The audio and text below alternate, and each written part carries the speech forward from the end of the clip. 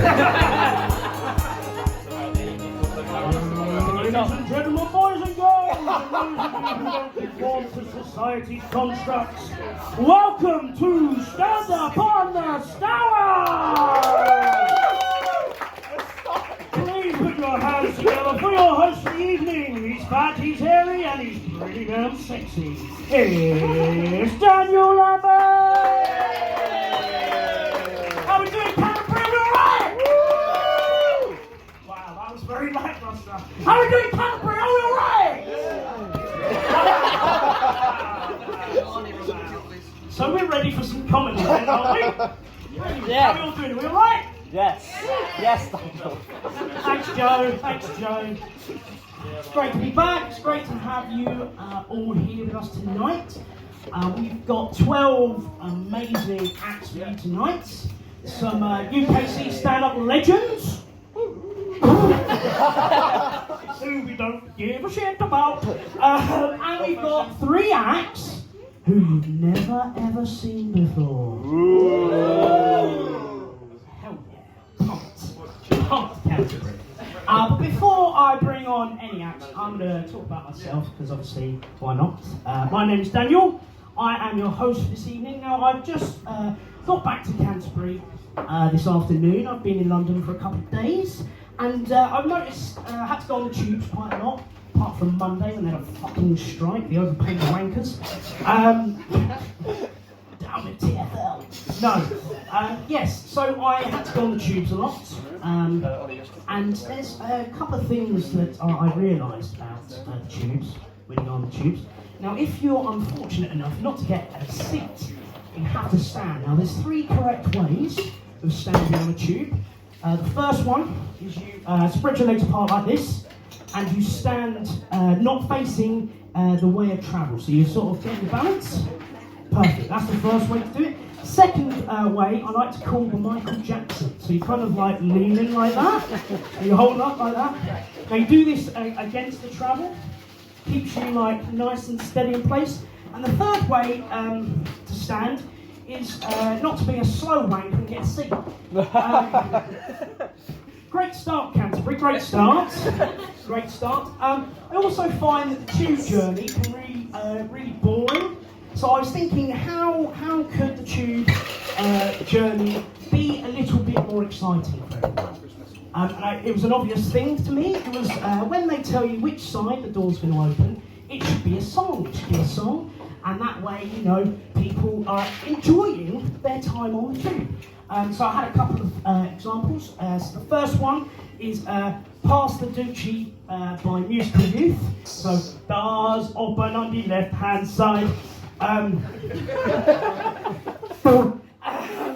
second one is Irreplaceable by Beyonce. To the left, the doors open on the left, on the left. And my favourite one is Good Riddance by Green Day. It's something unpredictable, but in the end it's right. The doors are gonna open on your right.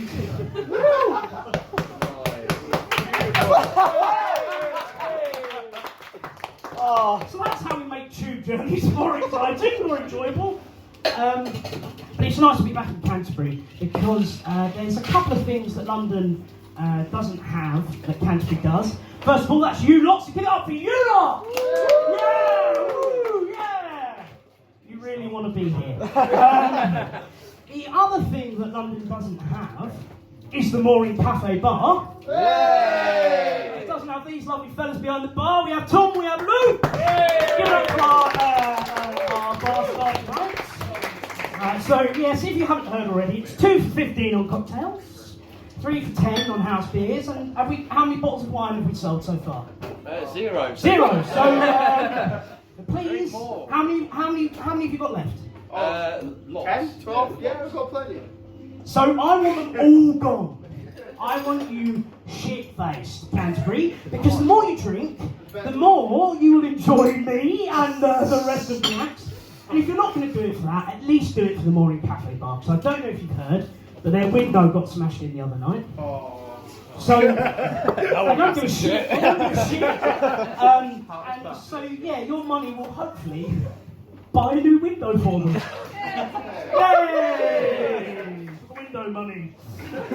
Brilliant, brilliant. And oh, we're sponsored. Did you know? We're sponsored by StudentTenants.com. But it turns out, from my source, we're not actually sponsored by StudentTenants.com. It's a landlord who's approved by StudentTenants.com.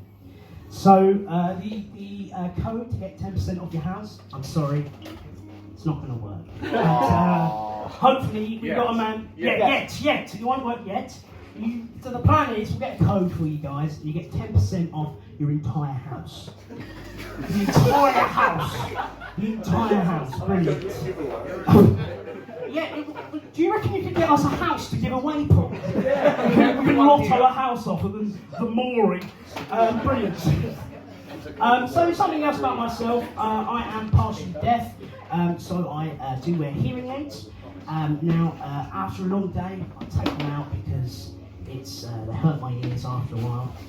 So I take them out, and it causes a bit of trouble at home because my fiance will say something, and then I won't. She'll go, "Daniel, you haven't got your hearing aids in," and I'll go, "What?" To which she will then say, "Daniel, haven't got your hearing aids in." To which I would then say, "What?" To which she will then say again, "Daniel, haven't got your hearing aids in." To which I'll go, "Oh shit, yes, sorry." It's a bundle of laughs at home, as you can tell. I did a gig in London the other day, and when I told someone that I was actually a deaf comic, they, for whatever reason, made this assumption that I was going to do 5 minutes of BSL. Now, I don't know if you've ever seen signed comedy. It looks a little bit like this.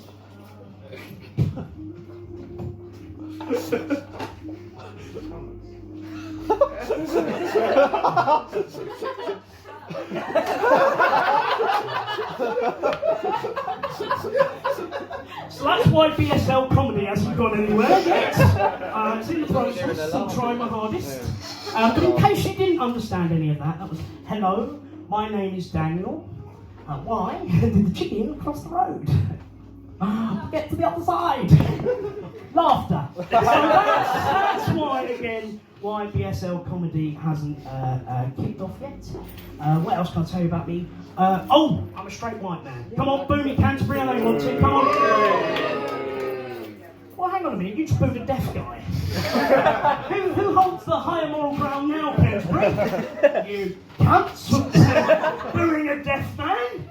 No, I don't hold the high moral ground, I'm still straight and white. Brilliant. But in these moments, one of the gigs I did in London was actually at a gay bar. So I was obviously ostracised for being a straight white man. But it was in that moment I stopped and I thought, you know what, Daniel? There's actually many straight white men who are icons. So I was there and I was going,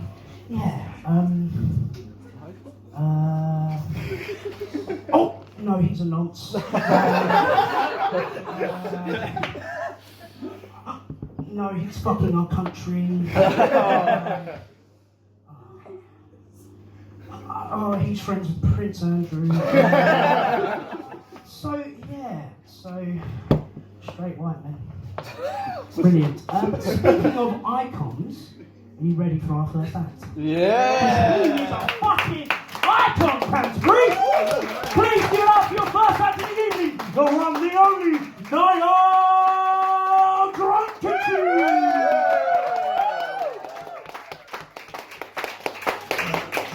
I love you, Niall.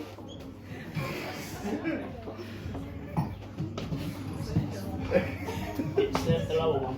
The lower one. This'll do.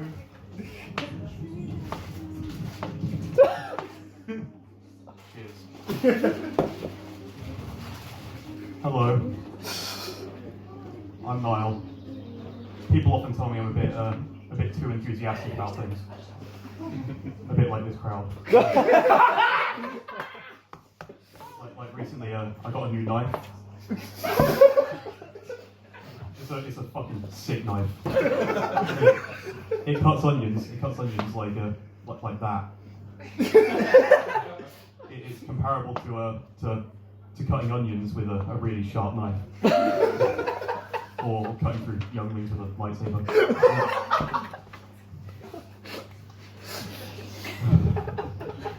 When I first got it, I spent a couple hours cutting onions. Before I started, I was like, whoa, I wonder how this is going to turn out. And when I finished, I was like, huh, it's pretty sharp.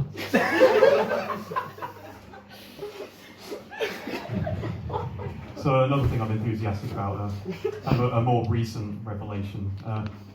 So I've been a football hooligan for how long? Probably about 2 weeks now. So I was in K-Bar with some really good friends of mine, and I looked at the television, and there was a football match on the screen. Now, if you don't know what a football match is, essentially it's when you have two teams and they compete in the game of football. If you don't know what football is, basically it's when you have two competitive teams and they have to kick a ball into a net guarded by the opposite team. It's great fun. So there were two teams playing. One of them, I can't remember who they were, but they were shit. The other one I discovered right then, I've been a fan of them for 2 weeks. And that is, of course, like we all know who we're talking about, the greatest city in the world, best team in the entire world. They changed the way we view football, and that is Frankfurt. I thought the Frankfurt fan presence would be a bit higher in this room. I discovered that when I realised, let me just tell you the origin story. So, I asked my friend, who's been a football fan for a little bit longer than me, I said, who should I support? He said I should support the Scottish Vikings or whatever the fuck they were called. And I said, I'd actually rather visit Germany than Scotland. And it got me thinking. Frankfurt is an incredible city. You're probably wondering why. What's so great about Frankfurt? Well, let me tell you one thing. They invented the Frankfurter.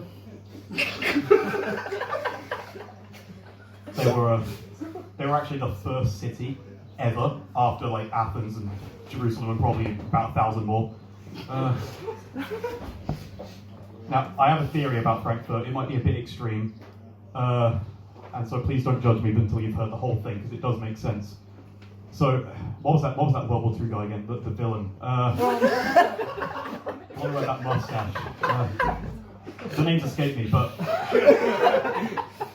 my theory is that World War II wouldn't have happened if World War II guy was from Frankfurt.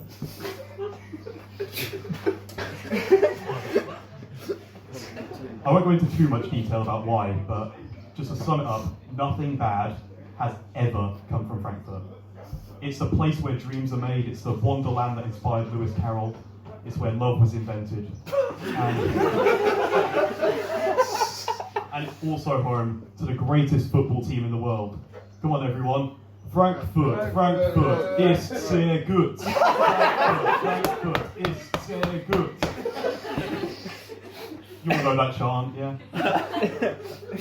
All the Frankfurt fans know what I'm talking about. Now, that's enough about football and Frankfurt. Let me get back to my knife. So, when I first got the knife, I realised it's so sharp that when I stabbed my housemate with it, he bled a little bit. But he didn't seem that impressed. Instead, he was just like lying on the floor in pain, and then he fell asleep just before the doctors arrived. But I expected a little bit more enthusiasm there. It's a sick knife. In fact, let me show you how to test the sharpness of a knife. So, firstly, you look at your knife. I don't have a knife, so a Kent ID will have to do. So you look at your knife, you turn it to the side, like that, the sharp side. You look at it a bit more, you scratch your head a little bit, and then you like adjust your glasses, and then you say, it's pretty sharp, isn't it? Now, I have a theory about my knife. It might sound a bit outlandish, but think about how amazing that knife is. I think it might be the greatest knife in the world. There's only one city where that knife could have possibly come from. The only city in the world where nothing has come from there but greatness. You know the city I'm talking about, don't you? Right, you know where this is going. All right, on 3, everyone say it together. 1, 2, 3. Edinburgh. Sorry, I coughed. I meant Frankfurt. All right, that's all from me. I've been Niall. Take it away, Daniel. Give it up for Niall Bultitude. Keep it going. Keep it going. I'm not going to stop. Keep it going. Keep it going. You love him. He's a friend of ours. It's the one, the only Joe Graydon.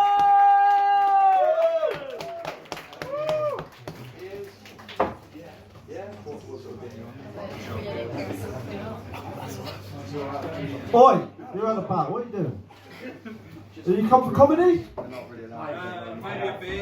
Oh God.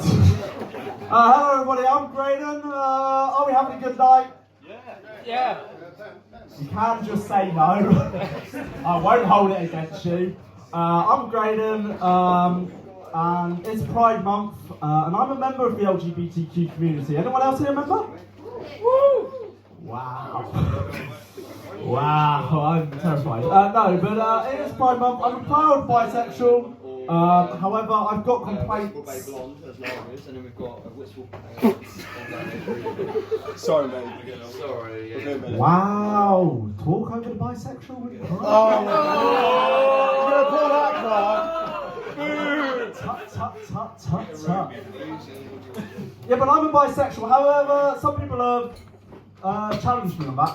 They go, Graydon, you claim you're a bisexual, but you've never been with a man? Which is true, I haven't. But in my defence, I've never been with a woman either.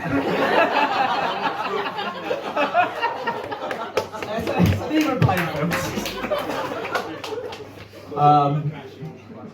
Yeah. I do usually talk a lot about how I'm single and how depressing that is, but we've got a lot of other comedians who will do that instead tonight, so I'm going to save some material for them. Instead, I'm going to talk about one of my favourite activities, which is drinking. I'm the second act on, and the idea for that was I would be sober when I was doing my comedy, but jokes on them. 3 for 10. This is my third drink. But I think the fun thing about drinking is what happens after. That is being hungover. I love being hungover. It's a great thing. You get all your other hungover friends, you order some food, and you watch a movie. It's a great time, and I highly recommend it. Now, an important thing is the type of movie you watch. You want something light-hearted, a bit cheesy, family-friendly. Prime example, Shark Tales, okay? Yes! Yes, you get it. Will Smith is a fish. What more do you need? You don't need to understand the plot. Will Smith is a fish. There's that other sexy fish that we all wanted to fuck. Yeah! Won't deny it, but it's true, isn't it? It's a great time. A film you shouldn't watch while you're hungover. 12 Years a Slave. God's sake. Which is what I did once. Now, in case you haven't noticed, I'm white. I'm white. All my friends who watched it with me are also white. We all fell under the Caucasian persuasion.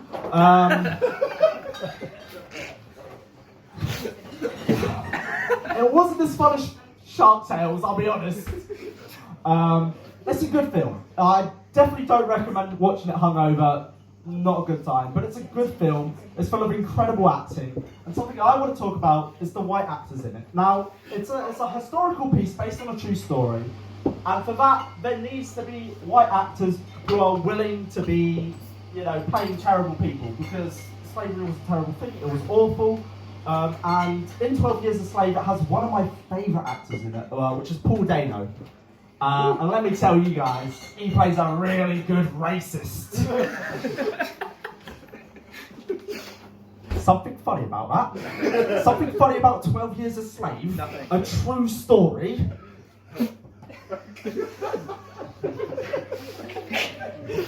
Man, I love Paul Dano. He's a great actor.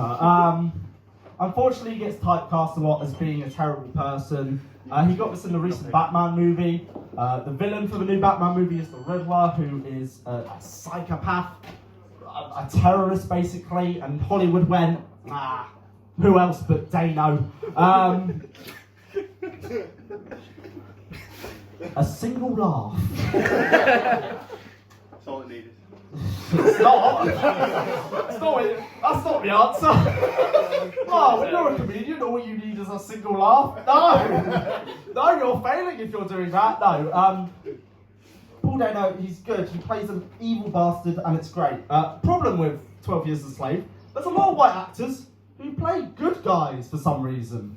Benedict Cumberbatch, he plays a slave owner with a heart of gold. Now, if there's one thing you describe slave owners as, it's not good. And for some reason, they made Benedict Cumberbatch some sort of good person. Oh, they gave the slave a fiddle. How nice. How about they give him his freedom? The worst offender in this film is Brad Pitt. Brad Pitt acts in this film, and he also helped produce this film. So he was sort of in charge of what he was doing. He said, I want to be in this movie. I'm helping make it, but I also want to perform in it. And I'm sure everyone went, great. Brad Pitt, you're a great actor. We know what you're doing. You'll play, this terrible person who's, committed atrocities or whatever. He went, no. I am going to be a Christian labourer who outright says slavery is bad, and then helps free the main character from slavery. Now, I don't know if you know this phrase. It starts with white, ends in saviour.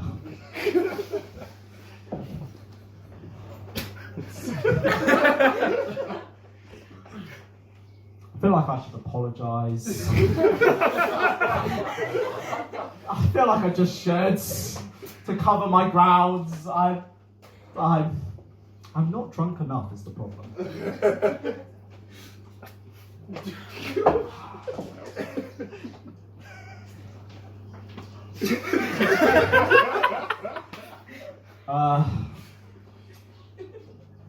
I'm not allowed near my local high school anymore.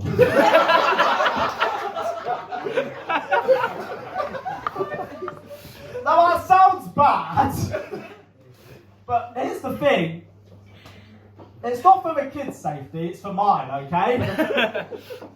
It's the school I went to. I can't walk past it without being assaulted by 13-year-olds. It's terrible, mate. I hear cunt quite a lot. It's quite a coarse word, like Americans hate the word. Me, I'm assaulted by a cunt from 13-year-olds. So I'm not allowed near my local school. For my safety, not theirs. It's like a backwards sort of restraining order.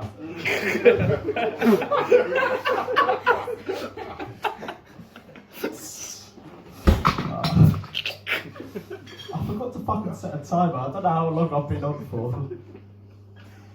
When did I start? Anyone? Was anyone keeping time? I think Daniel just said too long. You're just... I've heard that one before. I'll reiterate that I am single. Bisexual. Anyone in this room. No one's safe. No, not like that! God. Yeah, on that lovely note, I've been Graydon. Enjoy the rest of the show. Give it up for Graydon! Lovely stuff. Now, what I figured out from that was not only does CPC not support Pride, they also support slavery, apparently. So I'm not sure whether this is the right atmosphere. Oh, brilliant. But we have some special guests who have arrived late. And I'm going to give them a little shout out, because they're very special. It's only the band, the Half-Wits! Now, you were supposed to cheer them, guys. So let me try that again. We have a special guest. They've walked in late. It's the band, the Half-Wits. Now, I have it on good authority. They skipped band practice this evening to come and watch us attempt stand-up. So, any regrets so far? No. A few. Brilliant. I realised that I haven't done any audience interaction yet, so I thought I'll bring back something I did last month, and that's the conversation starters. Did we have? What do you mean? Oh no! Did we have anyone from last month who remembered the conversation starters? Yeah. Okay, well we're going to go with it. We're going to go with it. Kieran. Can I have a number between 1 and 37, please? 27. 27. What is the funniest text you've gotten? Definitely something from Chloe, I imagine. Shall we hear one? Oh, no. Yes, the funniest text I've got was one that Chloe sent me earlier today, explaining how when she got drunk last night and signed up for Naked Attraction, they accepted her and asked her for an interview. Give it up for Chloe, everyone! Brilliant. And another number for me, Kieran, another number for me. 16. 16. What quote or saying do people often say, but you believe is complete trash?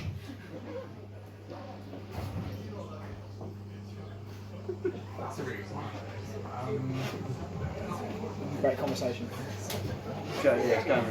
Thank you, Kieran! I like one more volunteer for the conversation starters. Who wants to have a conversation starter? Don't call up at once. Tyke brother! I forgot your name, I apologise. All I know about Tyke's brother is that he nearly played for Arsenal. That's pretty sick, right? Yeah. Give it up for Tyke's brother.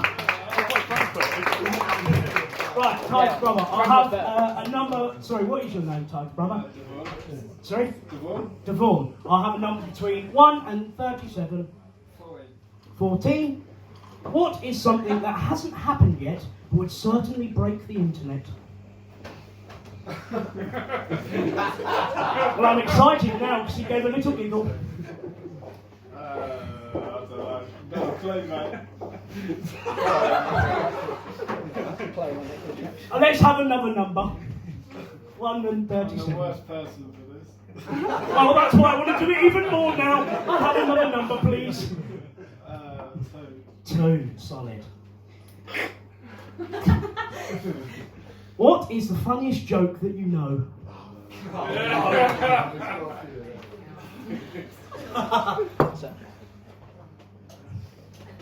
We sampled from the land of French. No, the French. Yeah, one of those cheese jokes you do. Go.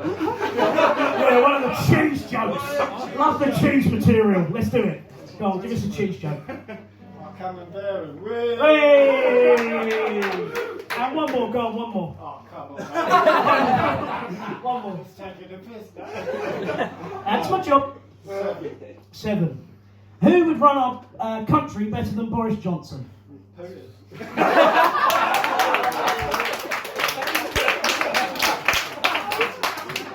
I know, I'd have a brilliant idea. Why don't we get rid of Boris and bring Putin in? That's a great idea. Brilliant. So, yeah, that bit worked a lot better last time.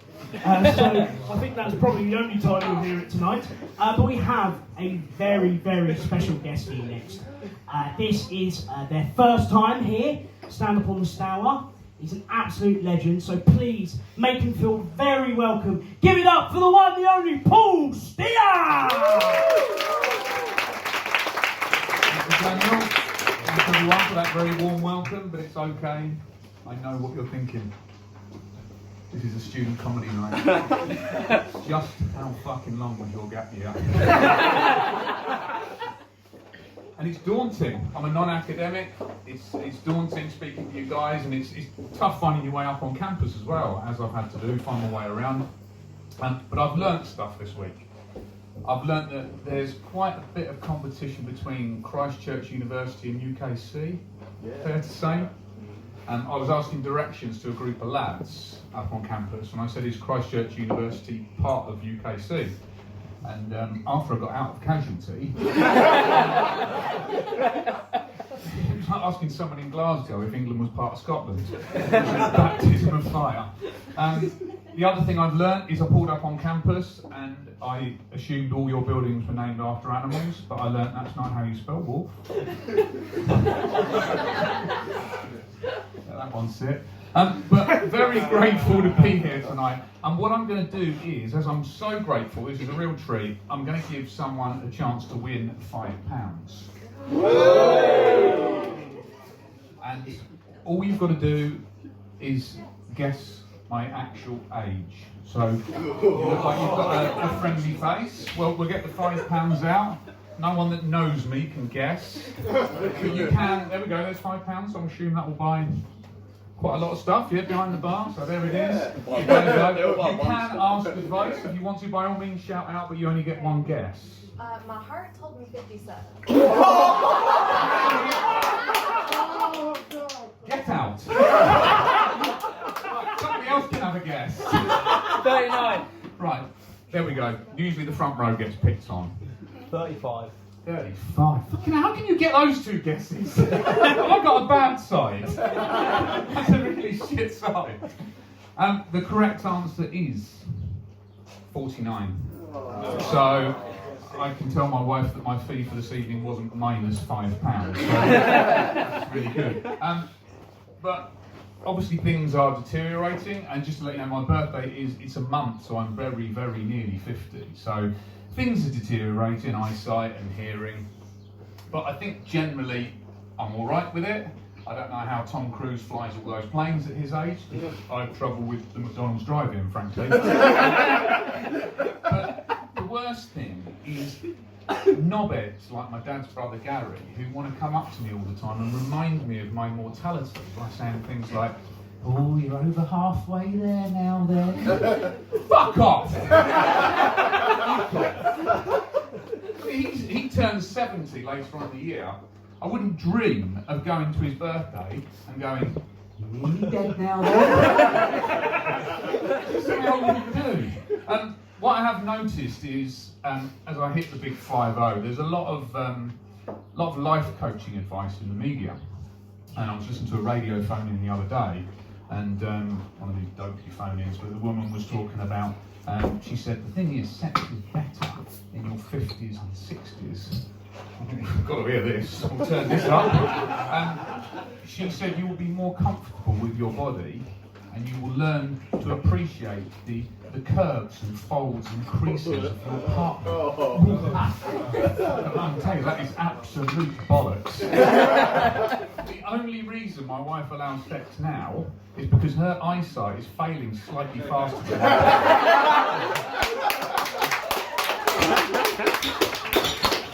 He hasn't spotted that my feet look like they belong to a hobbit, and my penis now resembles Baby Yoda. So we'll just hope that our eyesight keeps failing. But the other thing you get, unwanted as well, is a genuine headline in GQ magazine. Over 50, should you still wear jeans?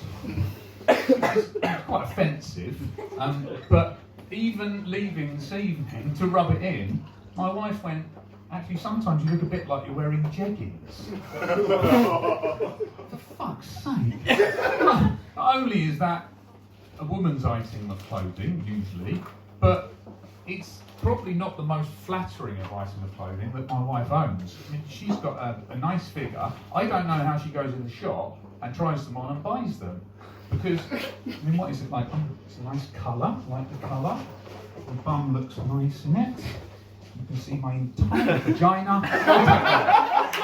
I'll take 2 pairs, in fact. But surely it's unfair. We don't discriminate anymore on sex and race. Why should people define me just because I was born in the 1970s? And what do they want? Do they want me to wear velvet flares, walk around singing ABBA songs and groping people in the workplace? Only knowing you. Is that what we really want? I don't think so. So I can wear my jeans. Is that all right? I think the advice that probably I need to take on the chin is a lot of people say, isn't it about time that you grew up?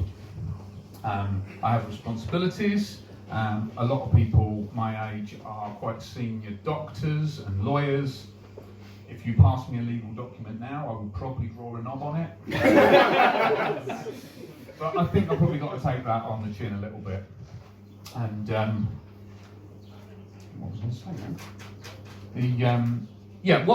What I did is I spoke to a psychiatrist friend of mine, and she said that it could be one of two things. She said you could be that you associate growing up with growing old, and you might be in denial and you don't want to get older, and that's fair enough.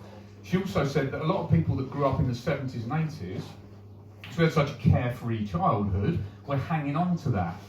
Now, I don't want to stand here tonight and say, when I grew up, it was better than when you grew up with social media. No, that's not fair, and it's not accurate. And there was good and bad in every decade. I mean, there were no warnings on children's snacks, so we were all off our tits on sugar. My mum didn't worry that we were out on our bikes till 9 o'clock at night. And get this, I saw all my favourite bands for free at Top of the Pop Studios. My dad used to run me up there. Hosted by Jimmy Savile, with Gary Glitter at number 1, so every cloud. No seatbelt rule back then, no seatbelt law, because the journey up there was the least of our fucking worries. In fact, given what we know now about the paedophiles in the 1970s, strapping a child in anywhere so they can't move, it's like going to Africa and taping a gazelle to a tree.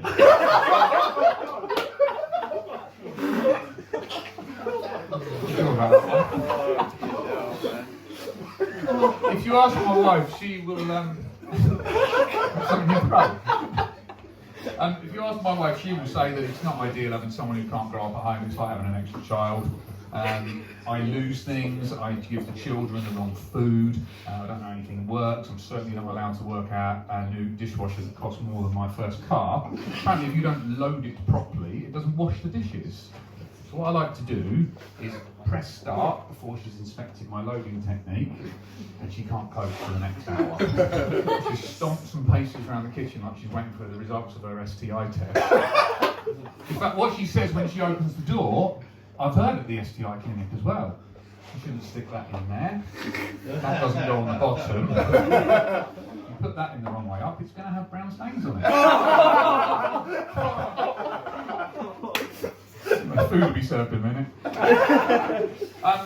So I have 2 children. I'm very, very lucky. They are healthy. They're lovely. They're 10 and 12 now. And anyone give us a cheer if you have children? Okay. Do you remember the day they were born? Very well. Yeah. And again, when I was your age in here, I didn't want to hear people going on about how lovely their kids were. But there's a moment when they're born that your life does change. And it's when you're handed them, and you can hold them in one hand, and it's a life-changing moment. And you look down and you say, I'm going to love you forever, and I'm never going to let anything happen to you, and I'll protect you forever. And then we had to homeschool them in lockdown. Maybe now quick you can go off the little fuckers. And I say we homeschooled them, but I'll be honest, Canterbury, my behaviour wasn't great on day 1 of homeschooling. I left everything to my wife, and I pretended I had some important work to do in the garage. So while she was teaching maths, I was measuring up for a pool table. When she was teaching English, I was asleep on a picnic rug. And when she was getting involved in a particular difficult science project, I was knocking one out in a bucket. I said I wasn't proud, don't judge me. Worst thing is, she caught me. I'm not stupid. I've seen Boris wriggle out of these situations. So first of all, I said I wasn't there. Then I said it was a work event. And then we agreed that I would pay her £50 and we'd sweep out the carpet. The incident, not the sponge, that's still in the bucket. So what happened at homeschooling? Yeah, we went into day 2, and I thought I've got to man up here. I've got to take responsibility. I'm going to take the big 3 subjects off her. So I took care of PE, art and drama. She is an ex-headmistress, and she found my lesson plan, and she said I was lazy. It was basically PE, go outside, kick a ball around till you lose it in a tree. Art, draw a tree. Drama, being the tree. But like a lot of couples, our marriage was under stress on lockdown. I'm sure you all had relationships that were difficult, divorce rates were high, and it could have been a little bit worse. She'd have found out that it was me that wrote Mrs. a cunt on a whiteboard. Definitely put cross through that one. But the worst point in homeschooling was when the schools took over. And they started running Zoom classes, so you think my stress levels would have gone down. But there was a day when my stress levels peaked, and I'm going to tell you what happened, see if you can spot the point at which I panicked. So my daughter was doing a PowerPoint presentation on science, and she was using my old work laptop, and she was sharing her screen. You can tell this is actually true. She was sharing her screen with 29 children and her teacher. In order to access her PowerPoint presentation, she was going to type the letters P and O into my search engine, revealing my search history. So I knew I had to think quickly. I either had to dive across the keyboard and end the presentation on biology, or hope that it landed on granny porn and they thought it was a dissected frog. More food over here? So anyway, the next thing we had to decide was how much is it right to let your son play gaming? And I'd imagine that there's a few in here. Give me a cheer if you play Fortnite or lived with someone that is addicted to Fortnite. Yeah. Not many. There's a few. Okay. I mean, if you haven't, I think it's a bit like going to centre parks, really. You get dropped in the woods, people I've never met before got on my fucking tits, and then I hid in the log cabin. Centre parks is more dangerous, I think, than Fortnite as well. It's basically people riding around on bikes that haven't ridden one since they were 5. Non-swimmers being thrown down rapids, and we went there in lockdown, and there were restrictions. And to be fair, we had to queue 2 metres apart before we went on the water rapids, and afterwards we had to wear a mask in the changing rooms. Apparently, during the ride, it's okay for another man to cling onto my bollocks like a buoyancy. Anyway, what I did, we didn't have a great holiday, and when I got home, I thought I'm going to write a review. Now, I don't know about you guys, but you probably read reviews on Trustpilot and TripAdvisor. Now, the reason I didn't write the review is because it's basically fucking entitled, privileged knobheads complaining about kettles and dishwashers when there's, bigger things to worry about. So I didn't write one, but I'm going to share the highlights, and these are on about page 2 or 3 of Trustpilot. They are on there, and I just want to see if you share my thoughts on them. This is Tim from Windsor. So I don't really do voices, but I think we can assume that he is white, middle-class, privileged prick. Anyway, when we arrived, the villa had not been cleaned, and there was a child's tooth under the bed. Now, I'll give Tim the benefit of the doubt on that one. Is this a 1-star review of Centre Parks or the Tooth Fairy? I'll leave that one with you.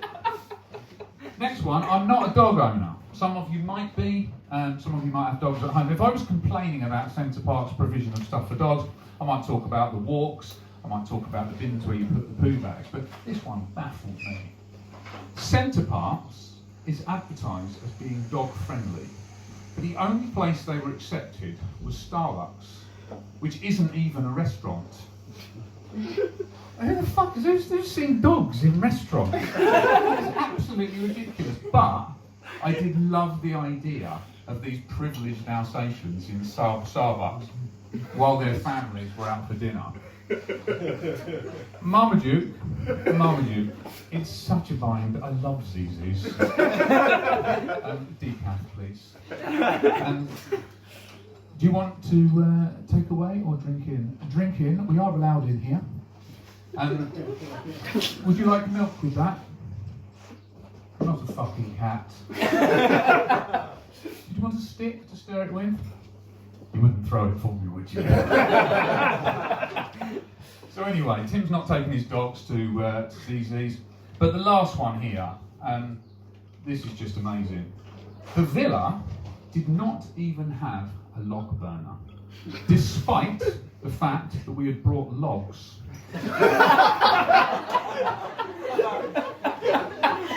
Absolutely true, it's on there. He is giving Centre Parks a 1-star review based on him bringing the wrong stuff. So I'd love to think that Tim wrote other reviews, I couldn't find them, but I guess they're along the lines of, the hotel was such a disappointment. It didn't have a swimming pool, despite the fact that I brought goggles and chlorine. Maybe Tim's gone away for the winter. Very much looking forward to our break with our new skiing equipment, but the Caribbean was a disaster. And I'd maybe like to have known Tim when he was younger.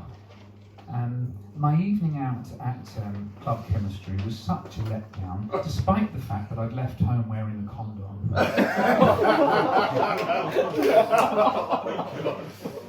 So anyway, to finish, one of the other things you've got to do as parents is decide when it's suitable for your children not to believe in Santa, Tooth Fairy, Easter Bunny, that kind of thing. So can I ask your name in the middle there? Caitlin. Are you a UKC student, Caitlin? Yeah. And do you remember when you stopped believing in Santa? Yeah. Around 6. 6? I don't know. But it would be ridiculous, wouldn't it, to think of Caitlin at university running around in the December term going, Santa's coming! 10 more sleeps! You have to bring some element of fun back. Of course you do, and it's disappointing to see children young that don't believe anymore. It'd be strange to think that people say Caitlin's very confident about her exam results. She seems to think she's on some kind of good list. There is an age which it's not relevant. And again, there we've got Niall. Tooth Fairy, do you remember when you stopped believing? I don't remember believing in a tooth fairy. I never believed. I'm sorry. No, I just love the idea of Niall in a fight losing a tooth and going, who's the fucking loser now? I'm going to pound for this tonight. So there's a level at which we don't want to believe. But to finish, the Easter Bunny is the hardest work as a parent. You've got to go to bed early because everyone's going to get up early in the morning looking for Easter eggs. I'm on my hands and knees making giant rabbit paws out of flour on the floor. I'm covered in golden syrup because we've been making Easter cakes for the family. And Canterbury, maybe that's the point at which I knew that I'd grown up a bit. Because no longer did I judge a good evening out. By the time I went to bed, the white powder on the floor in front of me and the sticky stains on my trousers. It's been an absolute treat. Thank you very much. Give it up for Paul, everyone! Did you absolutely smash it for his first time in the Stour? Give it up for Paul! We're going to call him 20-minute Paul from now on. Sorry. 20 minutes, all good.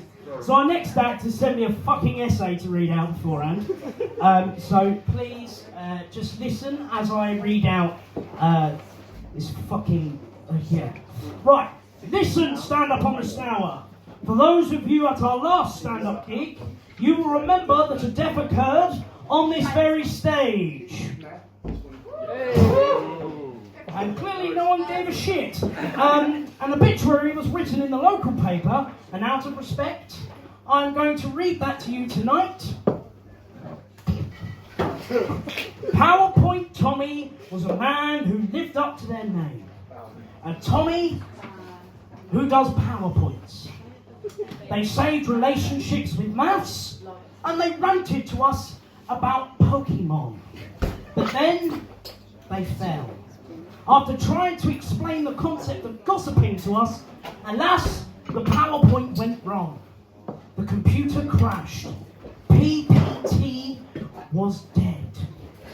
Never to be seen again. They are survived by Stand-Up Tommy, who loves dolphins in Colchester Zoo. Although PPT will forever remain in our hearts, it is my pleasure to introduce to all of you our next act, the one, the only, Stand Up Tommy!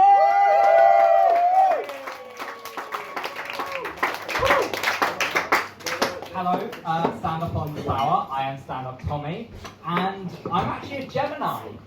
Any Geminis in? A few. It does happen. For those of you unaware, a Gemini is someone born between the 21st of May and the 21st of June, which is right now. So if anybody here is expecting a birth this evening, congratulations, it's a Gemini. I'm expecting a cheer. No births expected this evening. Now, I read up on Geminis and what they're about, and they can be defined with 3 descriptors. One is that they're quirky. Look at the hair. Check. One is that they're smart. Yeah, I'm smart. Don't believe me? I just finished a computer science degree, so there you go. And the third thing was that they are funny.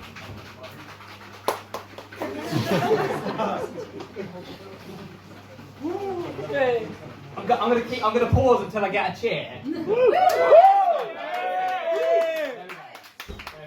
Now, I'm single and always looking for love, unfortunately. And Geminis apparently are drawn towards Aquarius. Aquarius, is that how you pronounce it? No idea. Now, at first glance, I thought that this was perhaps the reason for my love of dolphins. Okay. But actually, it turns out it's another star sign. Apparently, there are 12 of these things. Did you know that? Like, I didn't. Mind blown, honestly. Now, what I found out about my supposed soulmate is that they are the most avant-garde amongst us. Now, what that means is that they really, really, really, really, really like French words. And I'll be honest, I haven't done French since I was 13, so I can't help but feel that all this star sign stuff is kind of malarkey.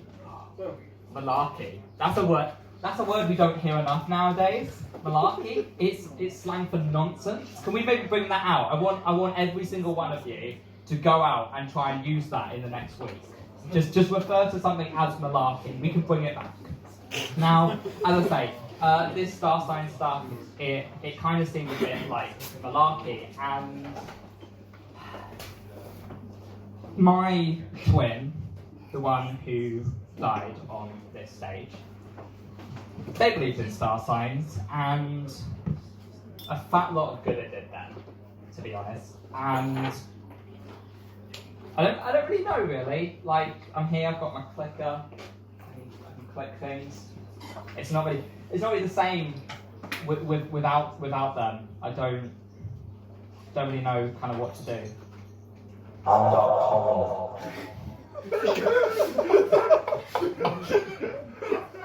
What was that? I don't know what that was. Who knows? Stand Up Tommy. More specifically, who is that? That is definitely a voice. It's me, Stand Up Tommy. The powerful Tommy. No, just no, because you died on this stage. So, whoever you are not my twin. No, I was simply displaced. Trapped behind the very powerful diamond to protect.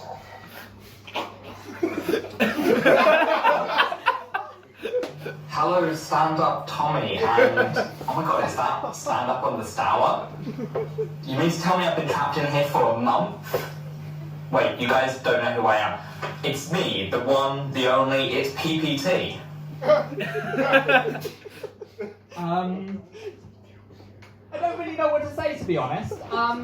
Also, why are you, like, how do you make the text appear? That's new. Well, I think I might be magic now, something about being stuck in this void thing that I can't get out of. You've kind of given me magical abilities. So that's pretty cool. I guess my story was far from over. Yeah, but the thing is, nobody wants to hear that story told slide by slide.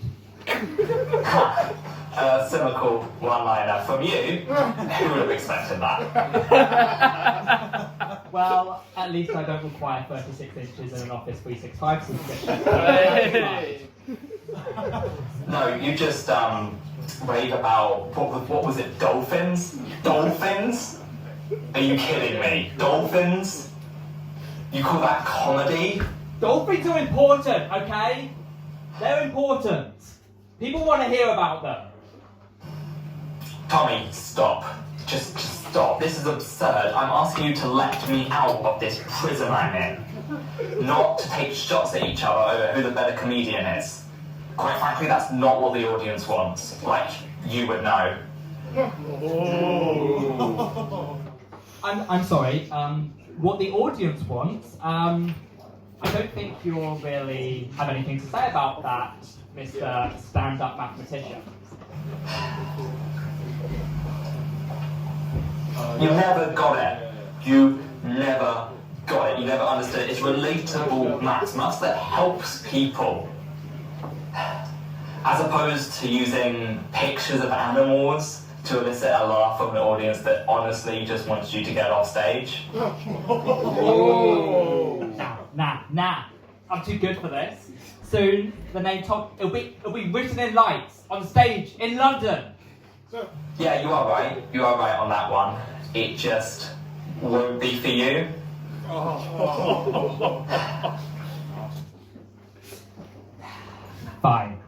Fine. You want the stage, you can have it. How do we do this? You see, after developing my magical abilities in this prison, I discovered that there was a way to get me out, to return me to the real world. A sacrifice from the stand-up comedy gods. A sacrifice? Like an audience member? That's right, I'm feeling nice. Why don't you pick? Sure, how very gracious of you, Dick. Okay, someone from the audience, I'd like to volunteer, please. If you don't choose someone, if you don't put your hands up, I will just choose someone. Okay, let's. You know what? Do I see University of Kent fencing president Jay at the back there? How about that? Unfortunately, I know you. So, unfortunately, I'd like you to come to the front of the stage, please.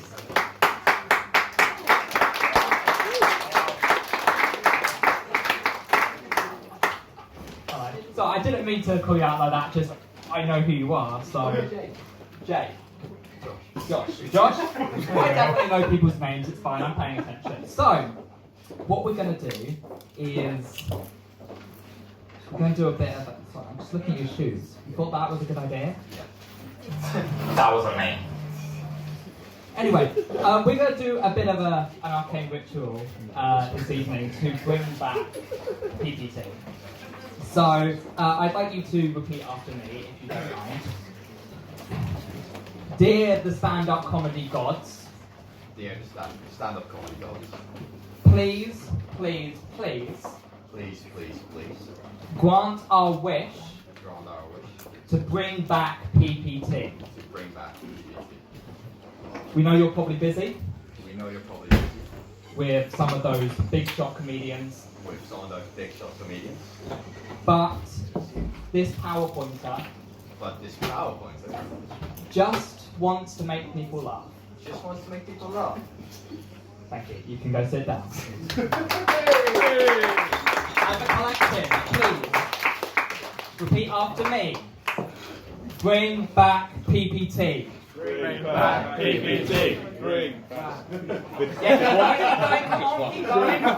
Bring back PPT. Bring back PPT. Bring back PPT. Bring back PPT.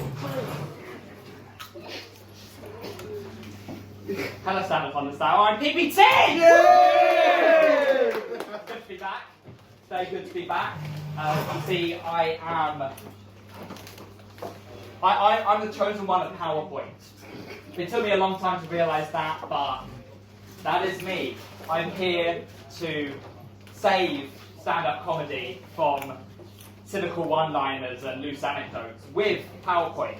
I'm what is called a recreational PowerPointer. Oh, God. Now, what does that mean? Well, let me tell you. Recreational PowerPointism has been written about for centuries, nay, millennia, by philosophers, by poets, and I've amassed a selection here for you. We have Aristotle, the Greek philosopher. He defined recreational PowerPointism as it is the mark of a Microsoft-driven mind to be able to entertain an audience with PowerPoint. Shakespeare went on to say in one of his plays, probably the long one, to be a PowerPointer or not to be a PowerPointer, that is the question. And the American journalist Hunter S. Thompson went on to say, life about PowerPoint is as hollow and ridiculous as love about sex.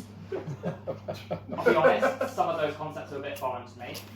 But I think the sentiment still stands. I think we can go on to describe a recreational PowerPointer as somebody who engages in PowerPoint-themed endeavours for emotional, sexual, or personal gain. And as the recreational PowerPointer, the chosen one here to bring PowerPoint to the masses, to prove that PowerPoint is the second coming of Microsoft Office, I'm going to perform for you this evening a feat of PowerPoint magic. Ooh. There we go. Specifically, I'm going to perform something called transfiguration. Now, transfiguration, to loosely describe, is a complete change of form or appearance into a more beautiful or spiritual state. I'm going to perform a series of acts of transfiguration for you this evening. You will be bewildered. You'll be surprised. You may not quite believe what you're about to see. We'll begin very simply. This is a circle. It's blue. It's ordinary. There's nothing special about this circle. But using my powers as the chosen one, as a PowerPoint magician, I'm going to turn this into a slightly more beautiful state. Can I have a drum roll, please?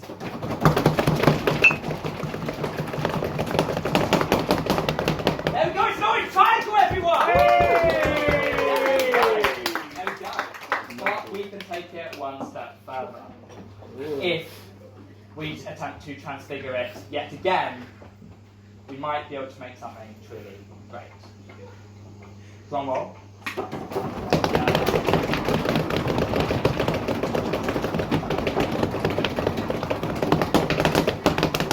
It's a green diamond, everyone! Absolutely brilliant.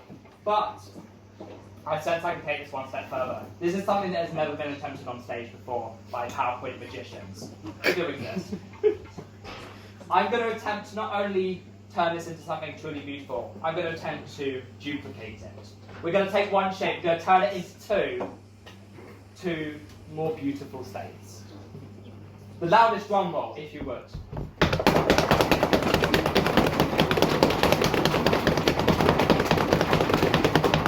It's a heart and a lightning bolt, everyone! Woo! I sense you're not all impressed. I sense I need to do something a bit more interesting. Some of you seem to have seen this kind of stuff before, somehow. I'm going to attempt to do something that I don't even know is possible. I'm going to attempt to bring these shapes back together again to form one whole. Not the green diamond that it was, but something completely different. The loudest drum roll you can muster, please, Canterbury.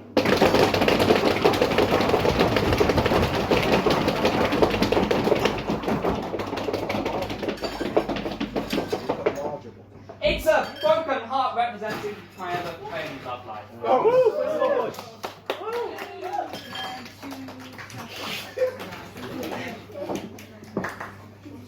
That got a bit real very quickly, didn't it? That got a bit real very quickly. You know, being the chosen one, the one to save us all, it has its difficulties. One of the curses is that I have to be single. It's fine, PowerPoint comes first. But sometimes I do wonder if maybe one day I'll meet the one true PowerPointer. The one for me, the person. We'll move into a house with 2 computers and an Office 365 subscription. We'll be happy. Maybe eventually there's some little .pptx's running about the place. They're menaces, but you know, they've got heart of gold. But you never quite know when you're going to meet them. The one true PowerPointer. It's not something you can just know about. They were prophesied, sure. Their existence is certain, as certain as my own, foretold on the cells of Excel. But you never know when it's going to happen. Maybe they're out in the audience, maybe they're behind me in a coffee shop. But I just have no way of knowing until it happens. And I guess that's what we all have to deal with. That's what we all have to be okay with at the end of the day. And at least I know that I'll always have PowerPoint. PowerPoint will always be there for me when I need it most. When I'm lonely or sad or depressed, PowerPoint is always there for me.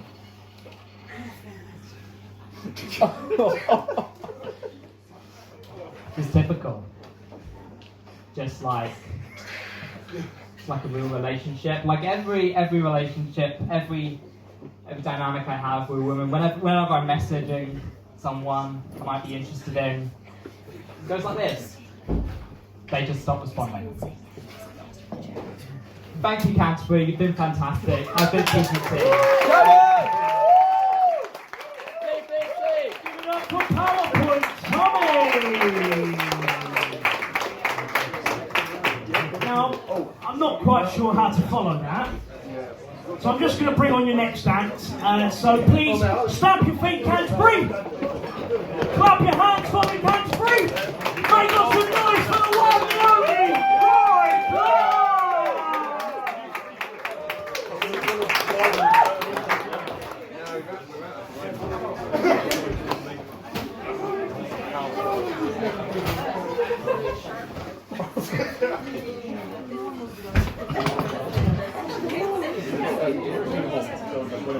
I'll be honest, guys. You're a bit older than I expected. I know there's been a lot of confusing stuff going on tonight. We've got PowerPoint Tommy, we've got stand-up Tommy. Don't worry, my name's Roy. I'm still Roy. I'm not Spider Roy. I'm just hating myself like a dickhead. So, my last girlfriend left me. She was more into Batman. Now, I know some of you might have realised that Batman is a DC character and Spider-Man is a Marvel character. Don't worry, I know that too. Probably one of the reasons she left me. So, I've got some wicked jokes for you guys tonight. I've got some jokes. I've got a couple of them written down on my phone. That's weird, the Face ID isn't on. So I've got some wicked jokes for you guys tonight. I've been trying to be good recently, Canterbury. I've been trying to be good. But today is my cheat day, so I had sex with Daniel Lambert.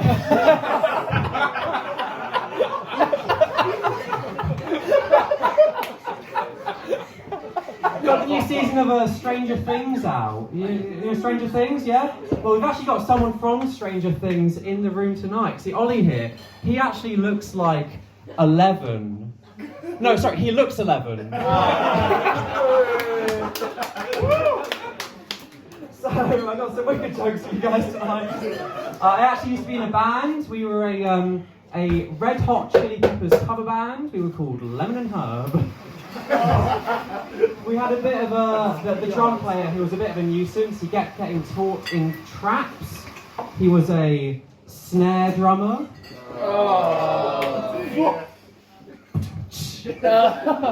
Our bass player, fuck. Our guitar player was a real problem. Whenever we did Human Pyramids, he always wanted to be at the bottom. He was a bass guitarist. When I was in the band, I actually used to have a keyboard girlfriend, but she left me. Oh man, segways are hard. I always fall off of them. So I was organising a village fete the other day. It's hard to organise the fete for a whole village. We were going to have a lemonade stand, but Lemonade's legs got tired. We were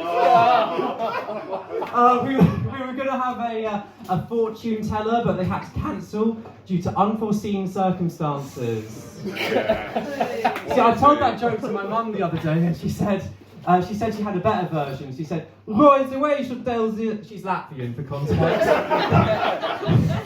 "Right away, you should tell this joke. We were going to have the fortune teller, but she got stuck in the traffic." Yeah, so I told it my way. We were going to actually have ourselves a coconut shire, but they got social anxiety. Oh, God. And they got stuck in the traffic. We were going to have ourselves a clown, but they committed suicide. In the traffic! I actually saw a kid walking around this village fete wearing Skechers, you know those shoes? Skechers. This kid was Ollie, to be honest. He was So, you guys remember Skechers shoes? I haven't seen these things in a while. I remember I used to be obsessed with Skechers. They had this really fun slogan. You heard like, Skechers, the shoes that breathe. Yeah, Skechers, the shoes that breathe. I could not give less of a shit about what my shoe's respiratory system is doing. Like, what's next? Adidas, the trainers that can feel pain. Nike, the crepes that can gaslight. Roy Clarke's Wellingtons, boots that smell. Now that's a clever joke, guys, because on the one hand, it's like, oh, Roy Clarke's Wellingtons have the ability to smell, but on the other hand, Roy's got smelly wellies. So,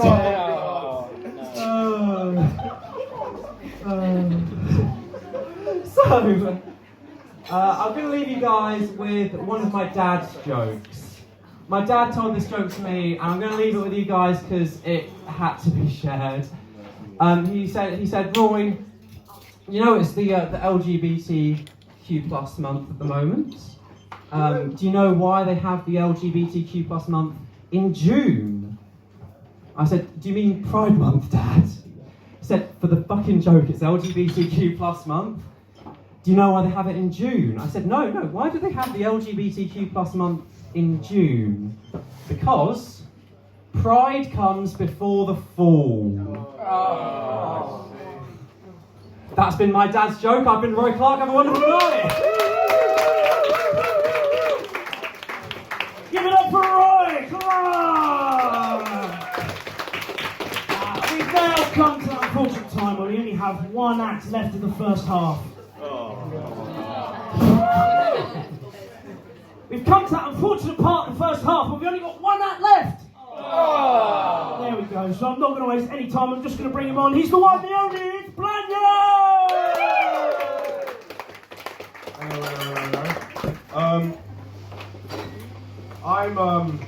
I want to be an actor, and I think being African has really helps that, especially when I get emails from UNICEF and WaterAid to be in the advert. Hold on, give me a second. That's really startled me. I'm African, which means my preferred mode of transport is a boat. Okay, if you didn't like that, it's a joke. Okay? Well, for you it's a joke, for me it's a memory. So now that I've solved racism, let's move. I've got some geographical jokes, which means I've got puns, with country names. Would you like to hear them? Yeah. I don't really have a choice. Alright.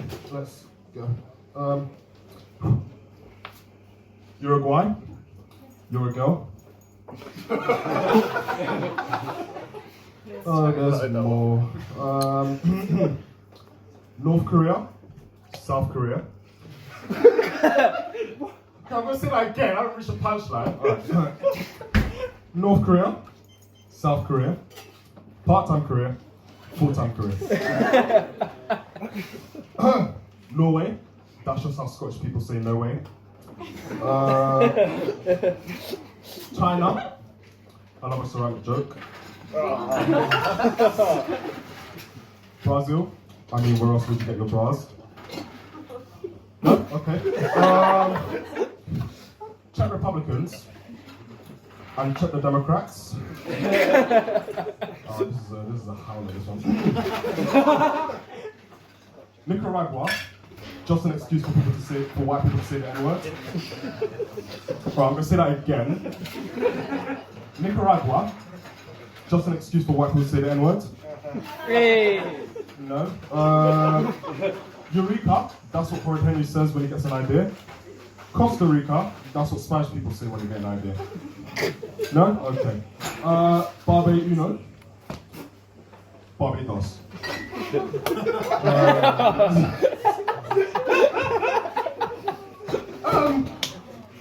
What is a Spanish? What is a Spanish person's favorite letter? C.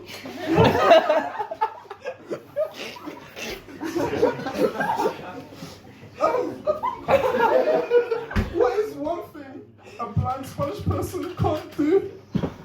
See?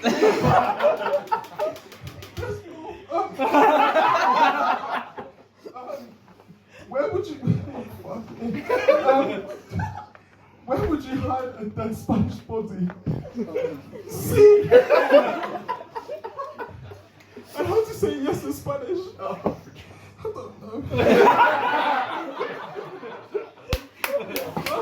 don't know. Alright, you might be wondering why I'm crying. It's because I don't want to be here. Plants create oxygen, right? Okay. What do you call it when a human creates their own vapor or air? Self-esteem.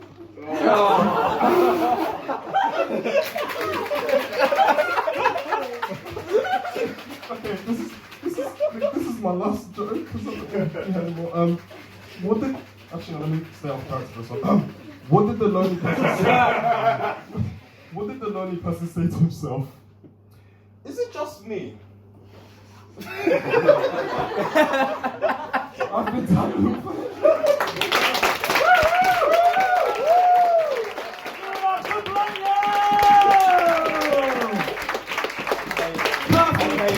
That has been your first half, so now we're going to take a half-an-hour break, so we'll see you at like 10 to 9. So please get some drinks, go to the toilet, have a smoke. Again, it's $2.15 on cocktails, free for 10 on house beers.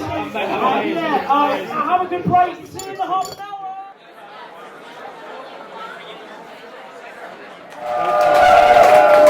How are we doing, Compere? We're right! How's our breaks? All good? All good? Yeah. Perfect. That's what I like to hear. We drunk enough yet? Yeah. I like that. Yeah, we are. Get in. Boom. What are we drinking, Drew? Not much. Yeah, top it up. There we go. Let's get Drew pissed, everyone. Come on. Everyone buy this man a drink. If you would like. Don't feel obliged. You're a very nice person, but we shouldn't force people to buy drinks, should we? Consent! Yes!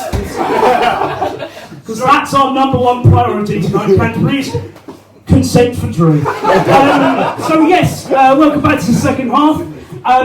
Now, so if you know Stand Up on the Stour, if you've been here before, you know that I love a bit of Urban Dictionary. Yeah. So do we have any Urban Dictionary fans in? Sorry. Perfect. Nice. So for those of you who don't know, and what I mean, those of you who don't know, I mean the two oldest men in the room, Paul and his mate. Mate, 49. That's like double my age. 3 times. No, that's a lie. Sorry, Paul. I'm Paul's friend. I've got your name. What's your name? Mike. Mike. How you doing, Mike? I'm tip-top, thanks. How many drinks we had, Mike? Just the 2 on driving. Just the 2. You're driving? Only 2! Jesus! Where are you driving back to, Mike? Home. Mike, everyone! Hey, give it up for Mike! Hey, lovely stuff. Yes, I love Urban Dictionary. If you don't know, Urban Dictionary is an online dictionary where people can upload the meanings to various different words or expressions. Now, they do this amazing thing where every day they upload a new word. Alright, I've done this twice now, so this is round 3. Yep, if it ain't broke. So these are the 3 words that I found I want to share with you this month. The first one, bumshard. Any guesses what bumshard might mean? A sharp poo. No, not a sharp poo. Close. Any other guesses what bumshard might mean? A blunt poo. Any other guesses? It isn't depending on the sharpness of the poo. No, so this is what bumshard means. To insert a shard of crystal meth into one's anus. Because, I don't know about you, Canterbury, if I had a shard of crystal meth, I don't know what else I would do with it apart from stick it up my bum. So this is a bumshard in an example sentence. Dude, I'm totally down for a bumshard tonight. You're like, sorry, what's your name? Ben, what have you been drinking tonight, Ben? More than true. Nice answer. So the next word I found, epiphany. A sudden realisation, or moment of clarity, you have while sitting on the toilet. This is epiphany in an example sentence. Coming out of the bathroom. Oh my God! I just had an epiphany. Now again, I don't know about you, Canterbury. When I come out of the bathroom, the first thing I'm definitely not going to say is, I just had an epiphany. You seem like you're quite poo inclined, Ben. With your blood poos and your sharp poos. Have you ever had an epiphany? Sorry? Mate, I want to hear it. I'll tell you what, let's hear your best epiphany. Well, I want to poo. Nice, that's usually how it starts. Yeah. And I thought that was alright. You thought it was alright? Yeah. That was your, not that. So your epiphany was that your poo wasn't that bad. Now I don't know. See, obviously, like maybe you got confused, Ben. Yeah. So epiphany is a play on the word epiphany. Yeah, no, I got that. Right. So why then was your epiphany just about how like your? Okay. So the next one. Next word I found is broobs. Broobs. And this is a definition of broobs. If your bro has boobs, they're broobs. Now this example sentence is a dialogue between 2 bros. Bro 1, yo, nice boobs, bro. To which bro 2 goes, thanks, I grew them myself. Now, Syke, your brother's here. Can you bring him in for me, please? Yes, sir. Because you're literal bros. You've got to come in here, bro. Fucking leave that down. Look, am I going to have to re-explain the word? Sorry, mate. Remind me of your name. I'm so Arsenal boy. Arsenal boy. I just read out the definition for a word of broobs. Any guesses what that might mean? Bruised? Broobs. No. Right, let me tell you. Broobs. If your pro has boobs, they're broobs. So you so you two are actual brothers, right? So firstly, I want to know who's got the biggest boobs. Yeah, Arsenal boys got the biggest boobs. So you've seen them, Tyke? Yeah, on occasion, yeah. When you say on occasion, They still bath together. Nice!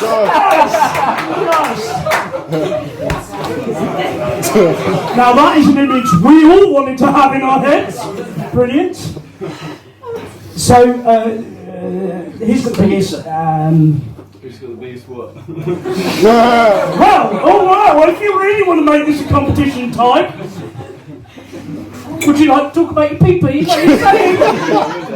Come on then, Tyke, come in. Come in, Tyke! Tyke, everyone! Come on, Tyke!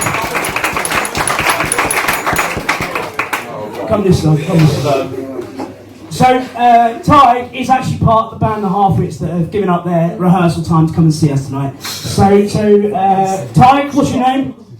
Tyke, yeah. What do you do in your band The Half-Wits? Yeah, I make noise with my mouth, yeah. Yeah, vocalist sometimes, yeah. Give us a song. We were about to talk about his Willie. We don't want to hear him sing. Tell us a bit about your band. Where can we potentially see them in the next couple of months? Hastings, I believe, right? You can see us in Hastings, yes. In a couple of weeks we'll be at the seaside. We'll also be in Compere soon. Possibly at the Black Griffin, you know, if they want to pay us any money. So if the landlord's here, fucking sort it out. So now we're going to talk about your Willie. I don't know how we've got here. We're not. Okay, fine. Give it up for Tyke, everyone! Lovely stuff. Island, all around the whole. Brilliant. Now that was a very long-winded way of me going to bring on your first act in the second half. I've forgotten the words. This is really embarrassing, isn't it? Yes. Yeah. Cheers. Thank you. So yeah, our next act. I hope he doesn't have any bum shards. I mean, it'd be quite cool to hear his epiphanies. Oh, God. And I hope he has some boobs. Stomp your feet! Clap your hands! Make some noise for your first act, the first half! Second half, it's Sterling! Roll!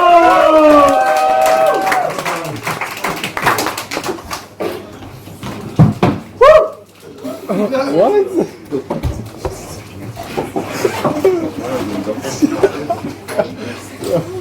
Oh dear.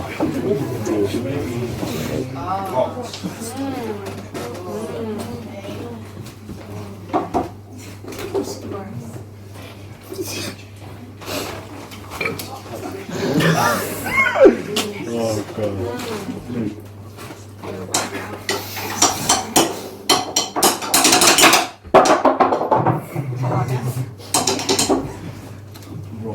I'm a rock drummer.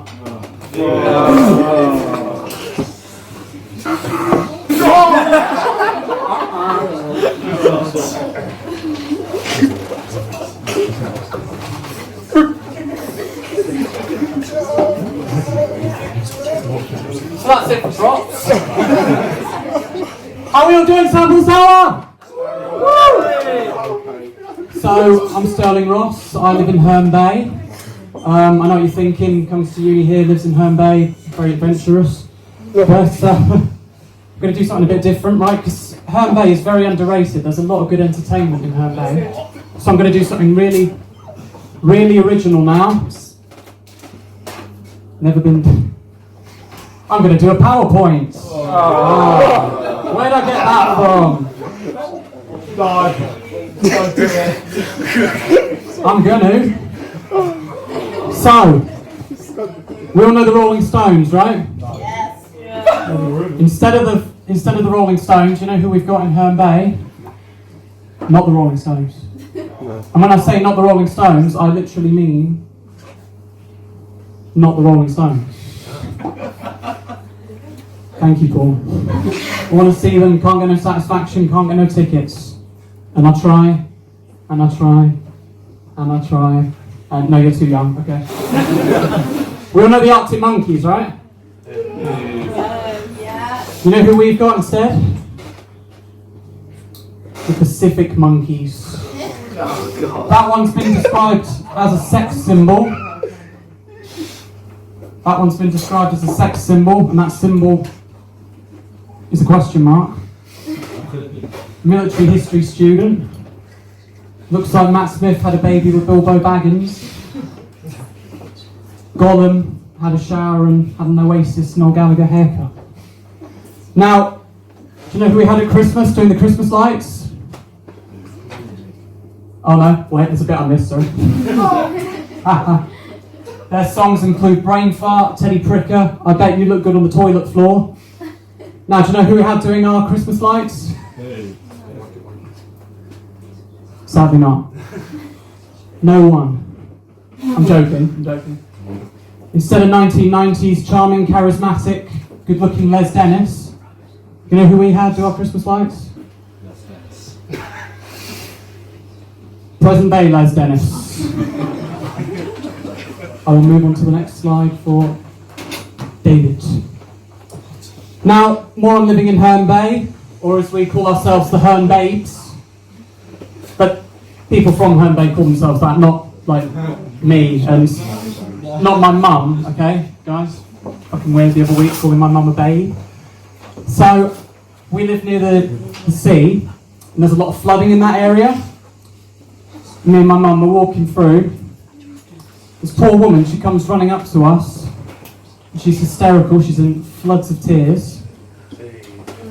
And she's like, oh my gosh! I'm like, what is it? Weird accent lady? I'm like, the bottom half of my house has flooded. My nan, she managed to escape up the stairs via Stour stair lift. My dog almost drowned. I lost all my family photographs. I don't know what to do. Me and Mum are like, okay, just calm down. Right, we're going to phone South East Water. You're going to be fine, okay? So we call South East Water. The guy turns up, happy days. This is all the guy said.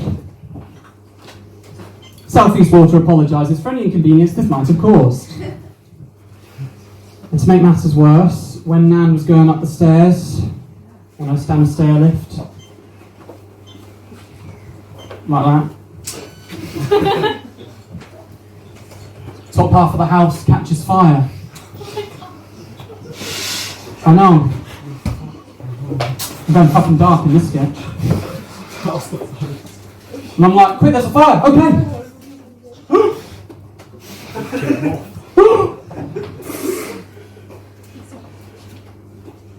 Guess that's me, fucked. Someone living in Herne Bay. There's a lot of smokers in Herne Bay, I don't know if you've noticed that, it's fucking riddled with them. They're all outside Vivid. They are, yeah. Captain Jack. Have we got any smokers in? Hey. I have one question for smokers in the house. Where the fuck do you live? What? Right, I'll explain, because that doesn't make sense. So, my mum's moving house, and every landlord we talk to doesn't want smokers. So if landlords don't want smokers, where the fuck do they live? And why the fuck do people still smoke? You what? You just lie to them. Don't steal my punchline.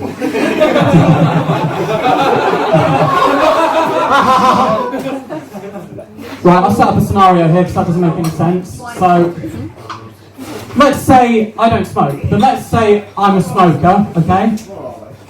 I'm not. I'm playing a character now called Smoker McSmokerson. I don't know. Smokey McSmokeface. And I want a house. And I walk into the estate agent, like, yeah, I want a house. And the estate agent's like, hello. Hi. Do you want a house? Yes, please. Typey. Couple of questions for you. Do you have any pets? No, I don't have any pets.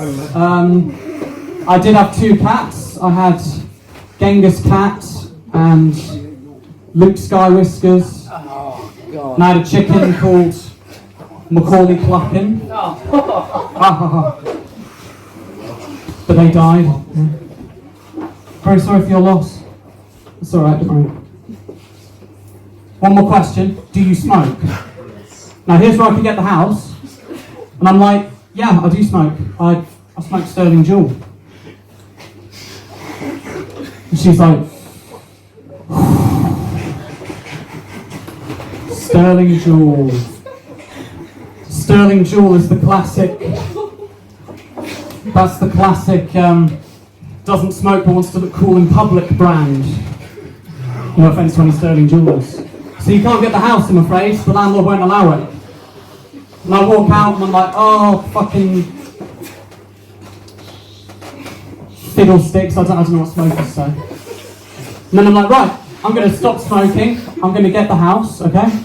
I'm going to sort my life out, clear out my lungs, because I want a house, okay? And then my smoker friends come up to me. They're like, oh, hey, how you doing? I'm like, I'm going to quit smoking, so I want a house, okay? And then they're like, you don't need to quit smoking. And instead of being supportive friends and supporting me, they just go, you can vape instead. And I'm like, ooh. The landlord didn't say anything about no vapors. One more prop joke.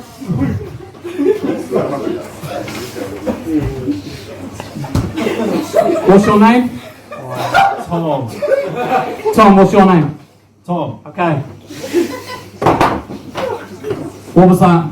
Rolling Stone. Yeah, okay. Thank you very much!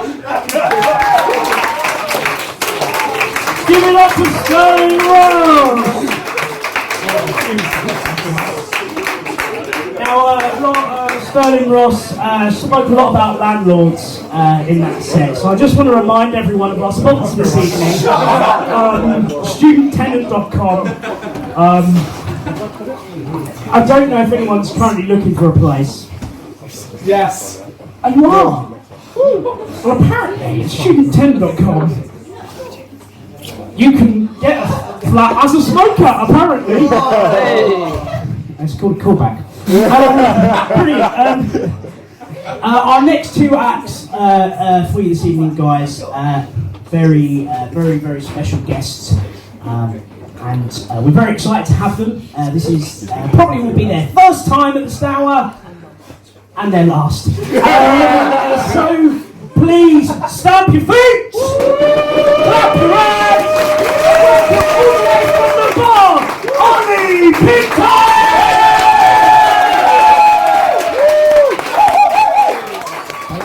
Hello. Yeah, last time at the place I work. It's going to go well, I promise you. Yeah. So, welcome everyone. It's the most amount of people I've seen in my place of work without my manager telling me to go and ask what they want to drink. What do you want to drink? Ask these 2 fellas. Speaking of drinks, these are fantastic. I've had 6. I'm not eating dinner, I'm off my tits. So, yeah, it's my first time performing, and like Roy Clarke, having sex, I'm going to try and keep it brief. So, I work here at the Morin Cafe. We're also the Canterbury Punting Company. You may have noticed by the punts. That is actually the name for them. It means boats. So if you say punt boat, it's of course boat. Now that wasn't supposed to be funny, but you know, half the night hasn't been funny. But then.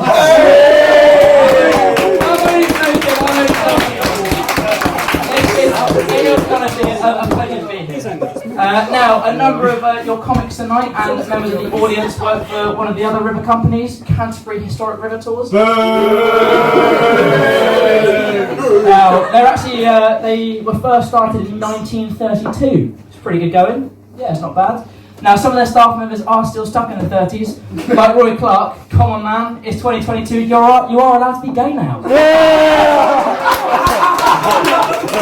of course, that's why Roy's had 3 girlfriends in 7 months. He's looking for one with a penis.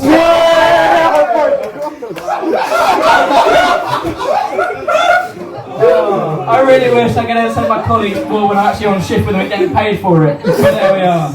Now, I'm not the strongest performer, again like Roy Clarke.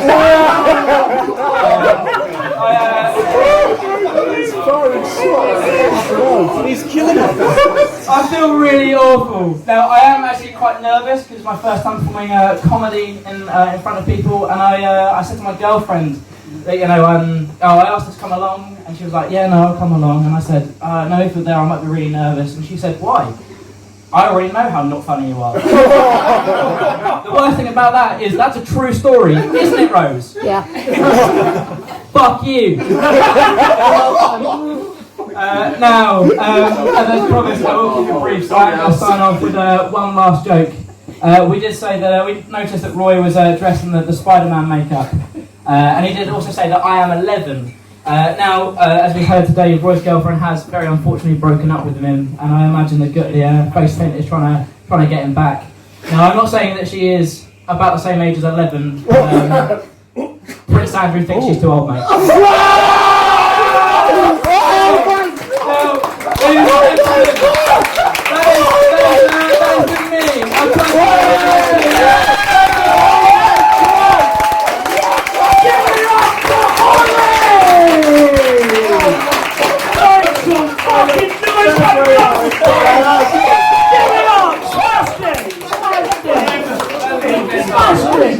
Oh, is that everyone's due to leave after all is performed? Woo! Is that the only reason why you're here? I don't know about you guys, but my self-esteem has gone very low.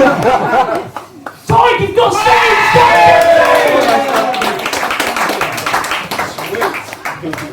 You're right to the front now. More chance for me to talk about your pee-pee. Come sit down, boys. Come sit down.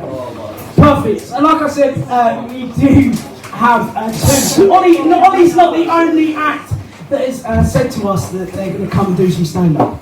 So please, everyone, stamp your feet. Clap your hands. For the one, the only Chloe!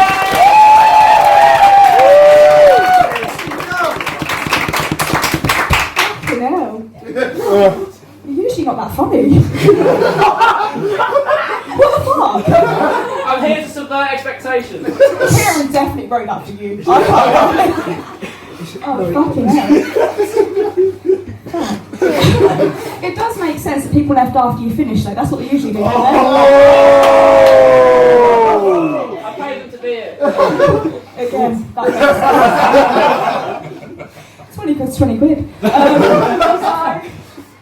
Fucking hell. For once, she left girl speechless. Bloody hell. Right, so I'm going to start by talking about myself. I like to do that. My name's Chloe, but to my dad, he has Demi tattooed on his ankle, because apparently that's what he thought I was called. My mum, well, I dye my hair. She's gone through more men than I have boxes of hair dye. So there's always that going for me as well, I guess. I would talk more about my life, but if I do that, you'll either laugh a lot or start a GoFundMe page. Again, if you do that, please can you put Denny Mccracken? My dad might pay the child maintenance. So.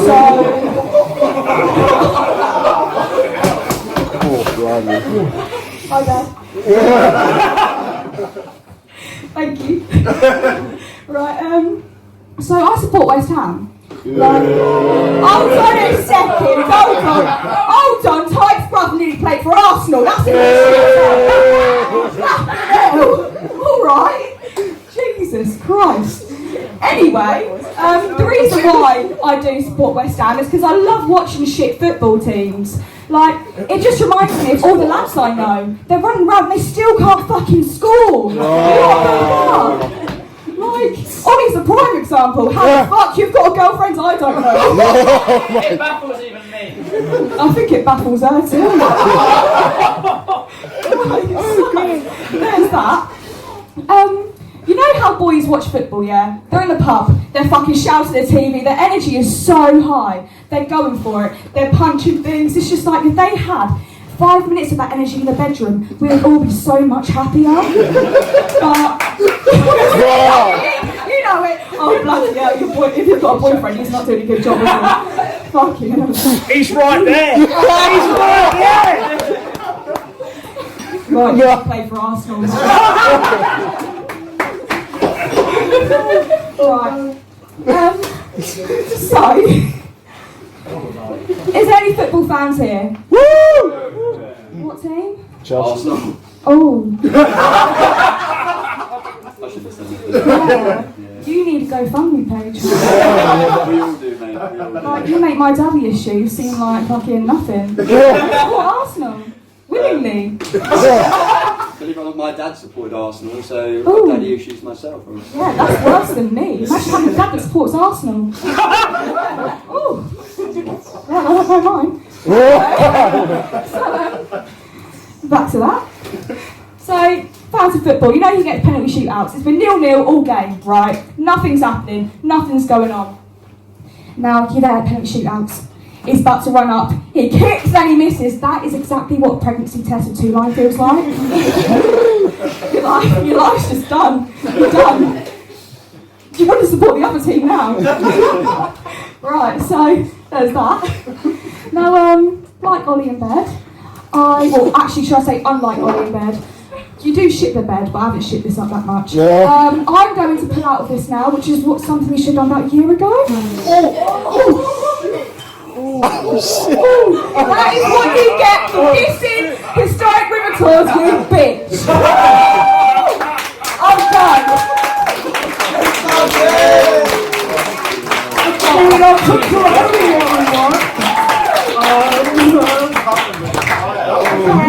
I don't know what to do now.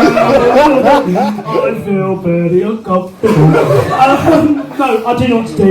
I'm going to swiftly move forward, obviously. You know the dictionary, yes. Yeah, the dictionary.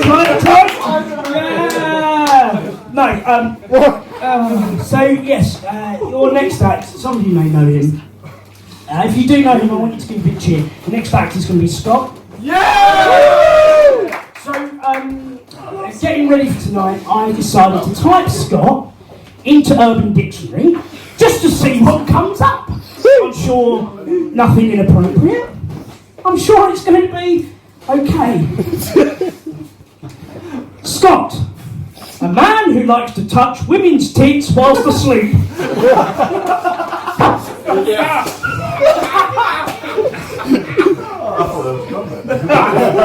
So if you know Scott, you know that's not him. So I had another look. So I thought, okay, this is the second one I found.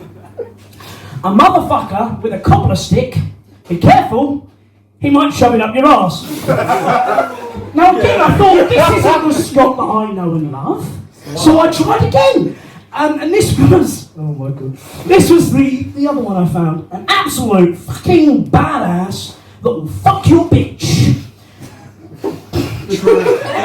Also, the sexiest man with big titties. So, yeah, on that very interesting note, which I thought would be funny, but isn't funny, let's bring on Stamp Your Feet Can't Breathe! Clap your hands for the one, the only Scott Fishenden! That's me, apparently. So I'm the token Make-A-Wish kid. Like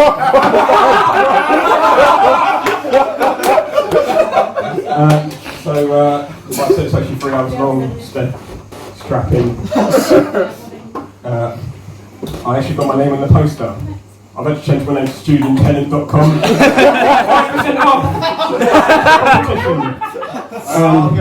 But I've actually got the funniest joke. I'll get the red one.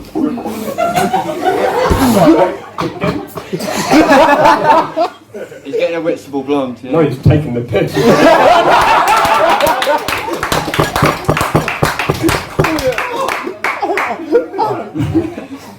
Sorry, mate. You could definitely beat me up. Well, look at me. I've actually got the funniest joke. Just had to be there. That's it. I went to anger management. They're putting their TV show called Hole in the Wall. Quite coincidental, as David just done the same thing 10 minutes ago. But no, I've been getting into Mafia films. Anyone into Godfather? Godfather? Yeah. Godfather 2? Yeah. Godfather 3? Oh. Alvin and the Chipmunks?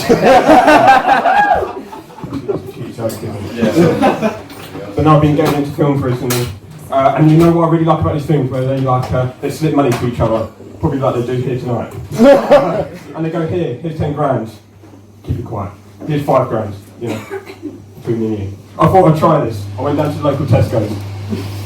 And trust me, I do not have the same budget as they do. So I was picking up items, I was picking up this, I was picking up that. You know, the shelves were empty by that time I was there. I put down my 424 items. Susan goes, what the fuck? I go, here, Susan, here's 10 quid. So that's how I got 4 months. No, my mate went to Thailand. Anyone from Thailand? Don't blame you. That's not racist. I'm actually welfare officer. I slipped Daniel a fiver.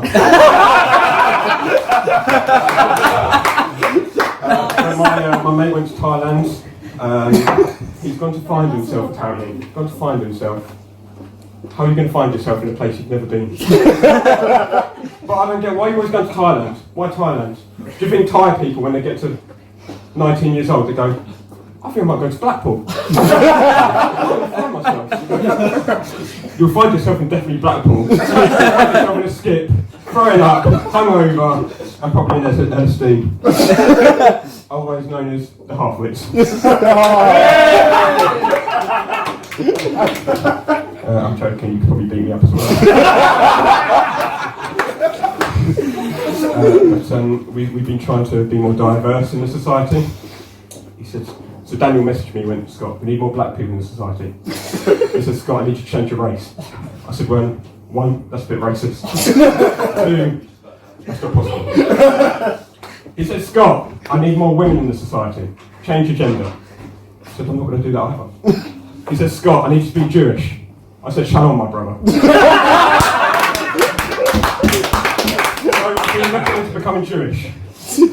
How do I go about this? First step, the circumcision. And trust me, when they say, do not try this at home, I've now got blood-soaked kitchen, and that's not ham in my sandwich.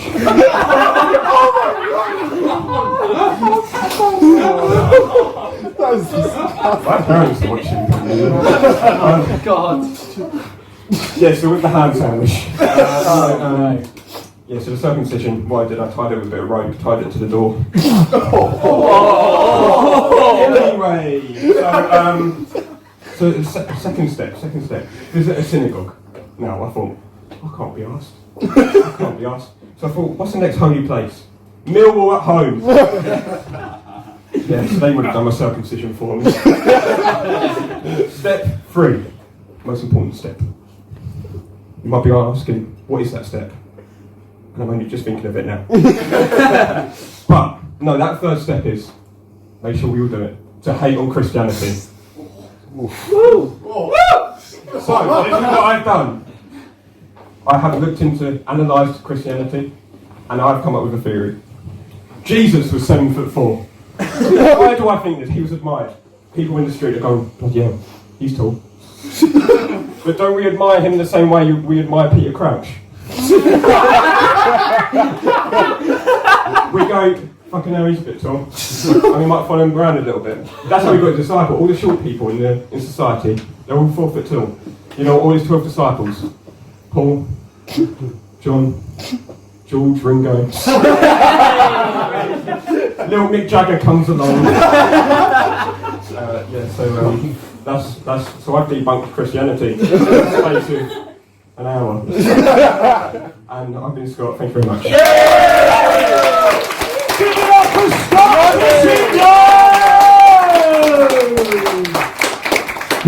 Brilliant stuff. Now, our next act, She is known for her amazing ability at the written word. She has done some incredible former stuff, such as her Anakin Skywalker poem, which you haven't seen. You can check out on the UKC Stand-Up Society comedy YouTube channel. UKC Stand-Up. That was a very shameless plug. Student tenants. 10% off your next house. Okay, so I decided to write a bit of written word to sort of get up to our next act's level. So here is my poem about the next act. Your next act is like Jones of Indiana. She would journey through any savannah. One day, she will become a nana.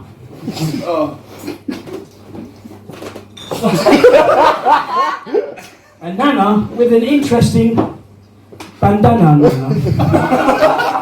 She even likes to eat a banana. That's because she is Etheridge of Hannah. Give it up for your next act, Hannah!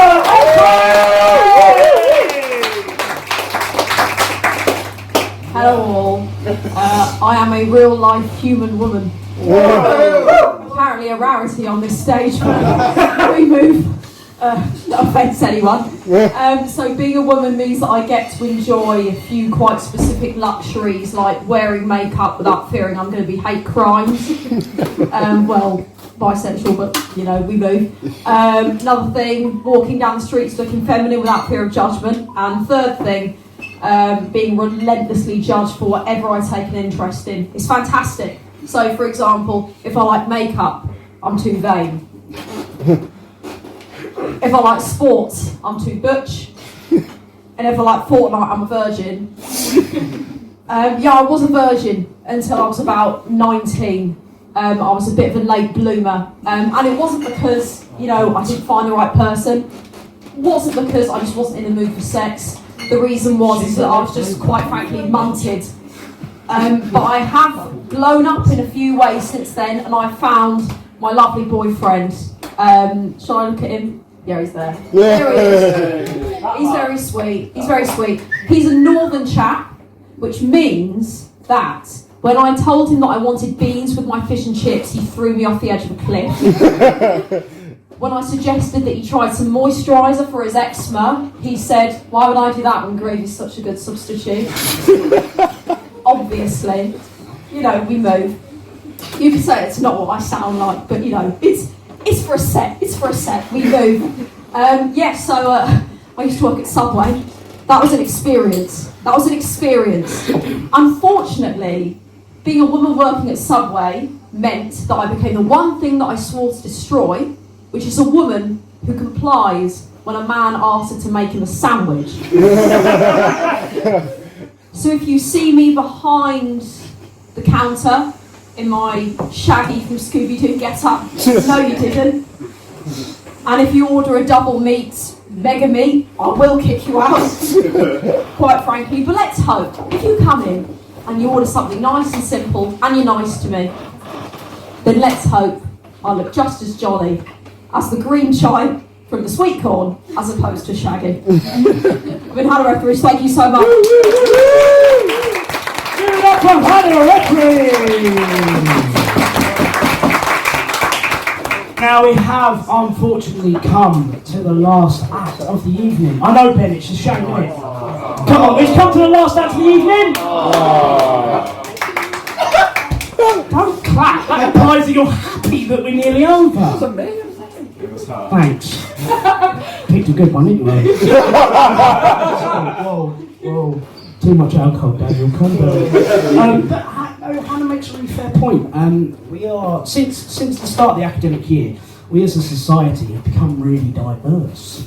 You know, tonight we've had, 10 men. Brilliant, isn't it? 10 men. We've also had 10 white acts. So diverse.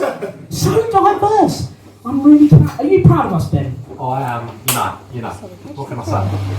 I don't know what. Yeah, we're a really diverse society, as you can tell. That's why we get probably the straightest, whitest guy to MC our gigs. The thing is, you know me. I'm not quite all there upstairs, so I decided to look up diversity on Urban Dictionary. Obviously. So this is what diversity is on Urban Dictionary. Just bear with me. Anyone other than a straight white guy.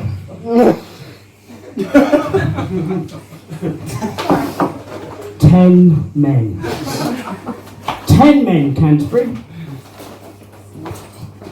Diversity. But no, I have to be very careful with our next act because he asked specifically for me to introduce him in a way that, as a white guy, I feel very uncomfortable doing. So I've gone for a different version, one that I, semi feel okay with. So please, don't you think, Canterbury? Clap your hands, Canterbury! It's the one, the only Black David!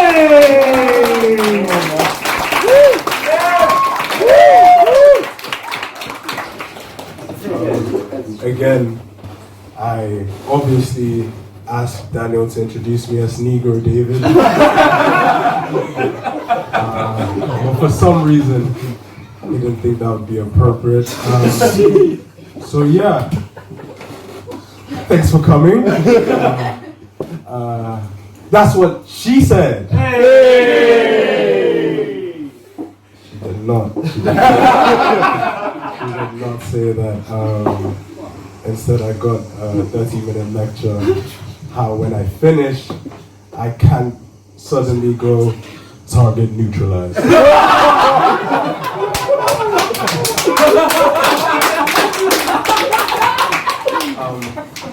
I just thought I would spice things up, but she didn't seem to like that.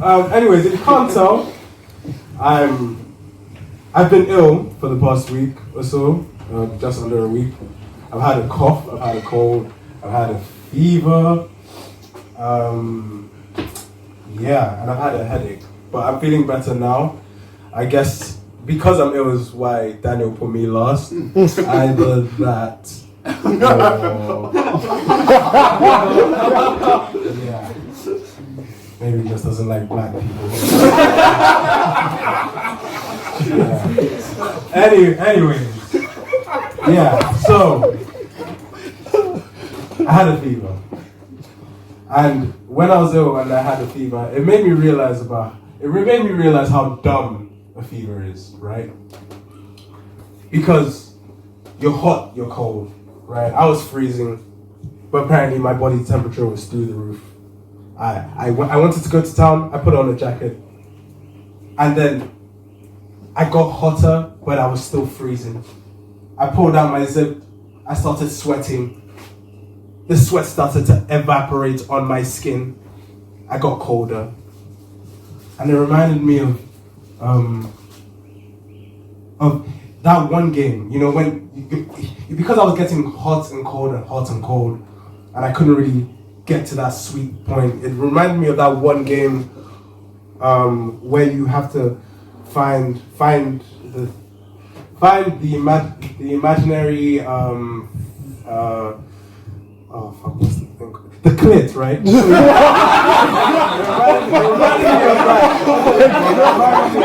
Because it's like you're getting hot. No, I'm warmer. Oh no, I'm cold. I missed it now. And I say imaginary because I mean it, because they try to tell us, they try to give us signs, right? They say it's really small, but it's so significant, and most importantly, it's under a hood. If I needed to find the engine of a Fiat 500, I would have found the engine by now. I've been searching. I'm what? 21 tomorrow, by the way. Yeah. I've been searching 21 years. Still, nothing. But what was even worse than being ill was 2 days before I actually got ill. I had hiccups.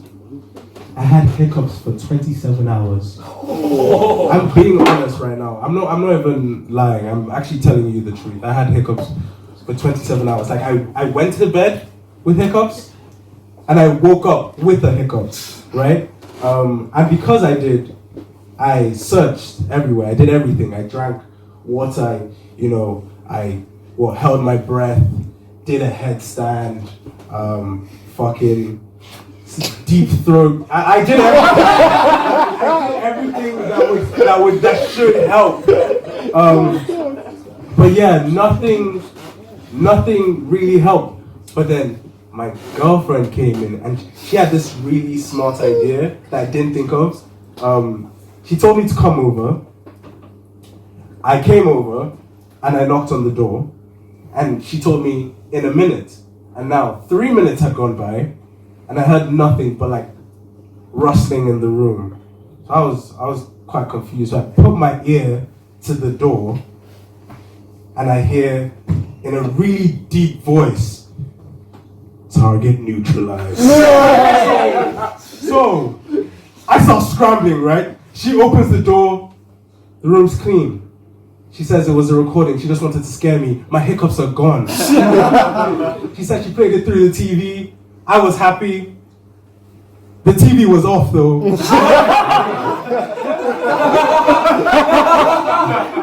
The window was wide open. But I mean, she helped me. I didn't have hiccups anymore, so yeah. What do we have here? The Jubilee thing, 70 years coronation thing. So obviously I was ill for that. I didn't really celebrate. Did you guys celebrate? No. Did you? How did you celebrate? I was at work with all the residents. How did you celebrate? You didn't really celebrate? Yeah. I did not. No. I'm not a fan of the Queen. But... Oh yeah! Yay! Not many people would agree with that, but I'm happy you did because I've noticed that quite people of color like yourself, obviously, we don't really associate with royalty. We don't really associate with the Queen as much. I don't know too many people that fuck with the royal family, right? I only fuck with a few people there. Like, honestly, if I'm being real, I fuck with the Queen. Why? Because we watched her grieve her dead cousin. I mean husband. Her husband. And I just felt like that was quite sad. That was quite sad. Most black people also fuck with Meghan Markle, obviously because of whatever happened. And I'm not trying to get cancelled here, but like something doesn't sit right with me about that whole situation. And that's because the narrative is she was treated differently because she was black. Firstly, she was mixed, right? She's mixed. She's not black. She's not black. She is not black. Come on.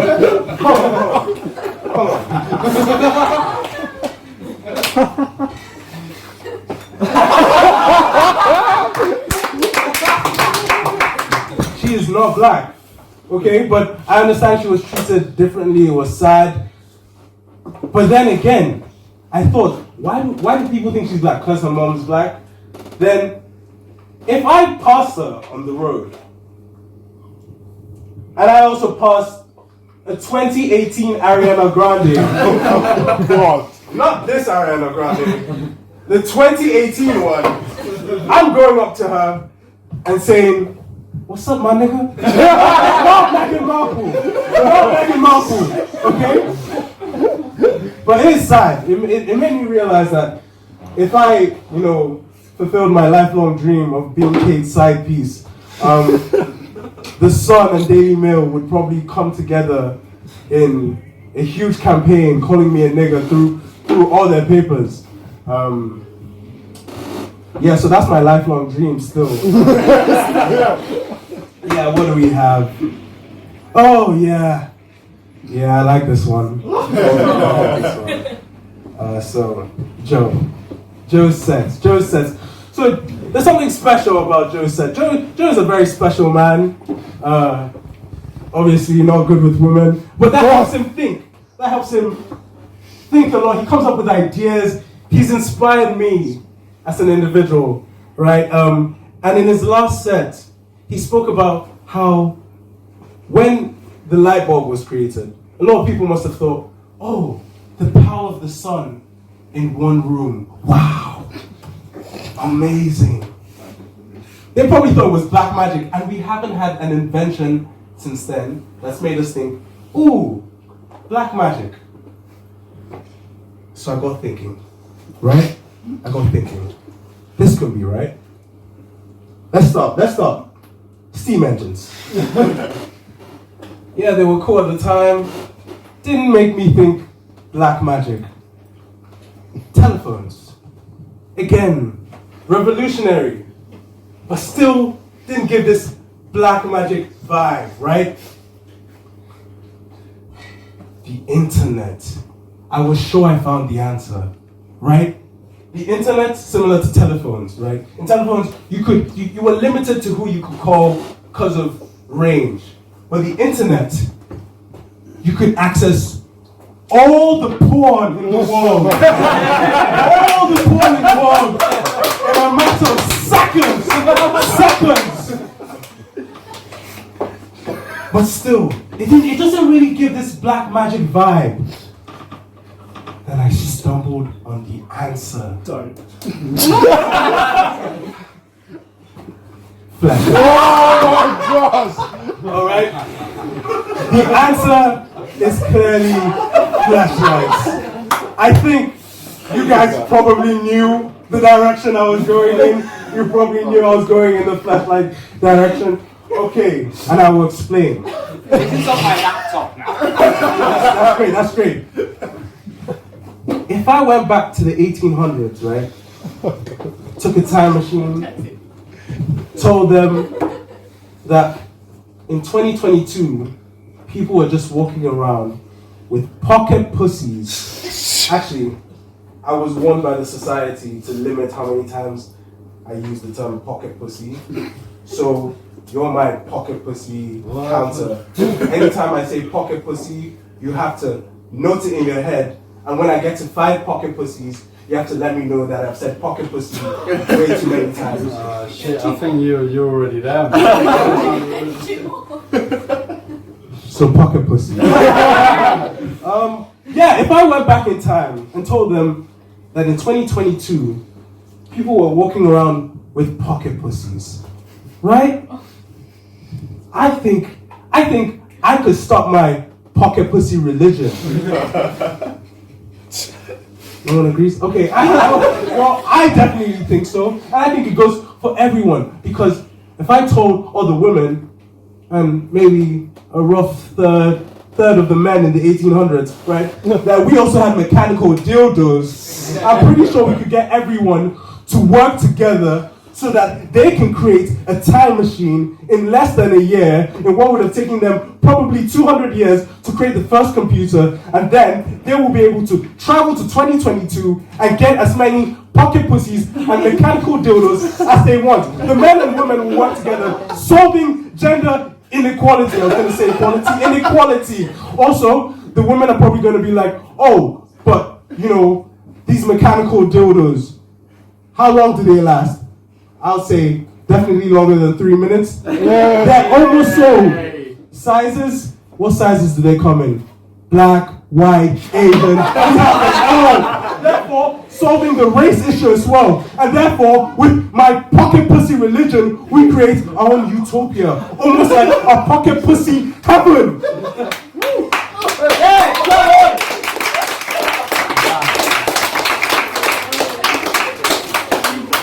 Change the slide.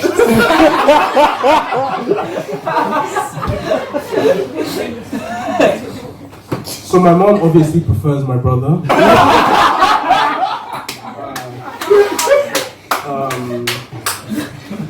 Yeah, he's really smart. He was angry with his GCSEs. He got 9 A stars and 1 A. In A level, he got 3 A stars. While I'm still stuck with this BBC, so that's great. But still, I achieved another significant milestone, and that's I got hired with Canterbury Historic River Tours.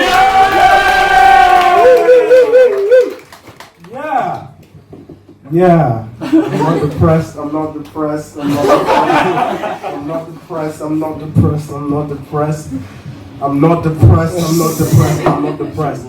Anyways, yeah, I thought this was a great opportunity for me as an individual and for black people in general. You see, I get to control the narrative this time, right? I'm doing the tours. No one else is going to come with me. When they come with me, yeah, I'll be like, oh, yeah, this is Canterbury, whatever. But when I'm alone, talking to them 70-year-old white men, right, rowing them down the river, being like, yeah, back in the day, I was at the bottom of this.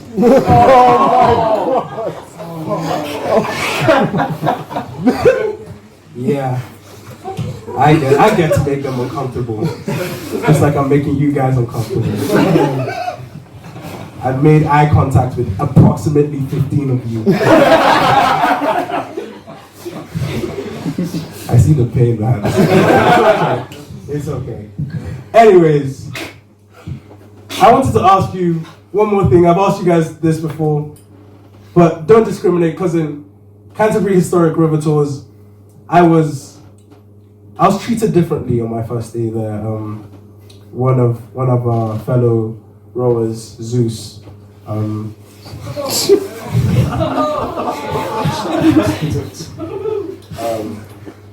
he asked me if he could teach me how to swim, right?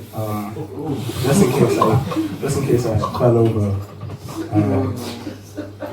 Zeus is brown, by the way. He's actually not white, so that was interesting. To which I said, if you can teach me the math you've been doing in all your YouTube videos, then you can teach me how to swim. I've been Negro David.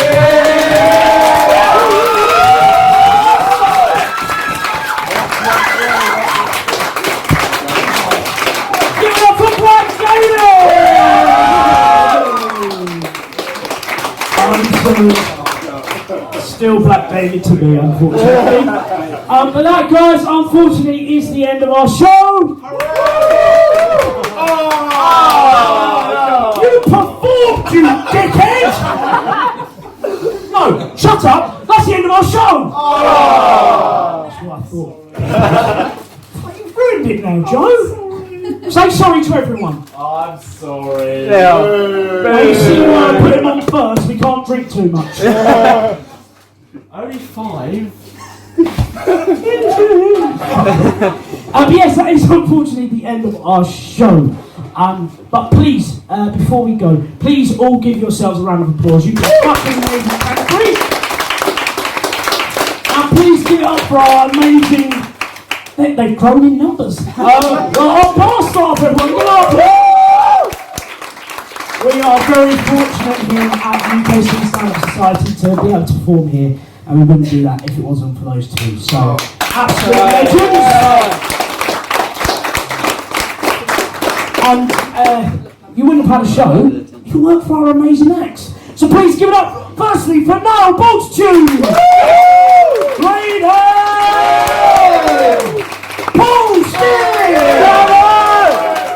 Stand Up Tommy,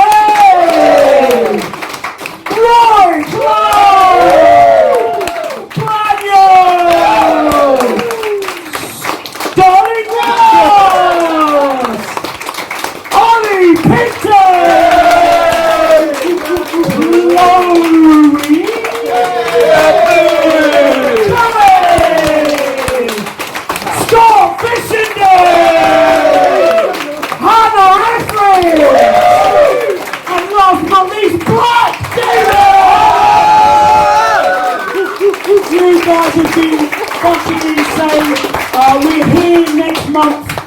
13th of July? That's the one. 13th of July, we'll be back here, so please come back, that would be absolutely amazing. This place also stays open till 11:30, so if you want to carry on drinking and get pissed, this is the place to do it. I've been Daniel Lambert. If you can follow me on Instagram, very shameless plug.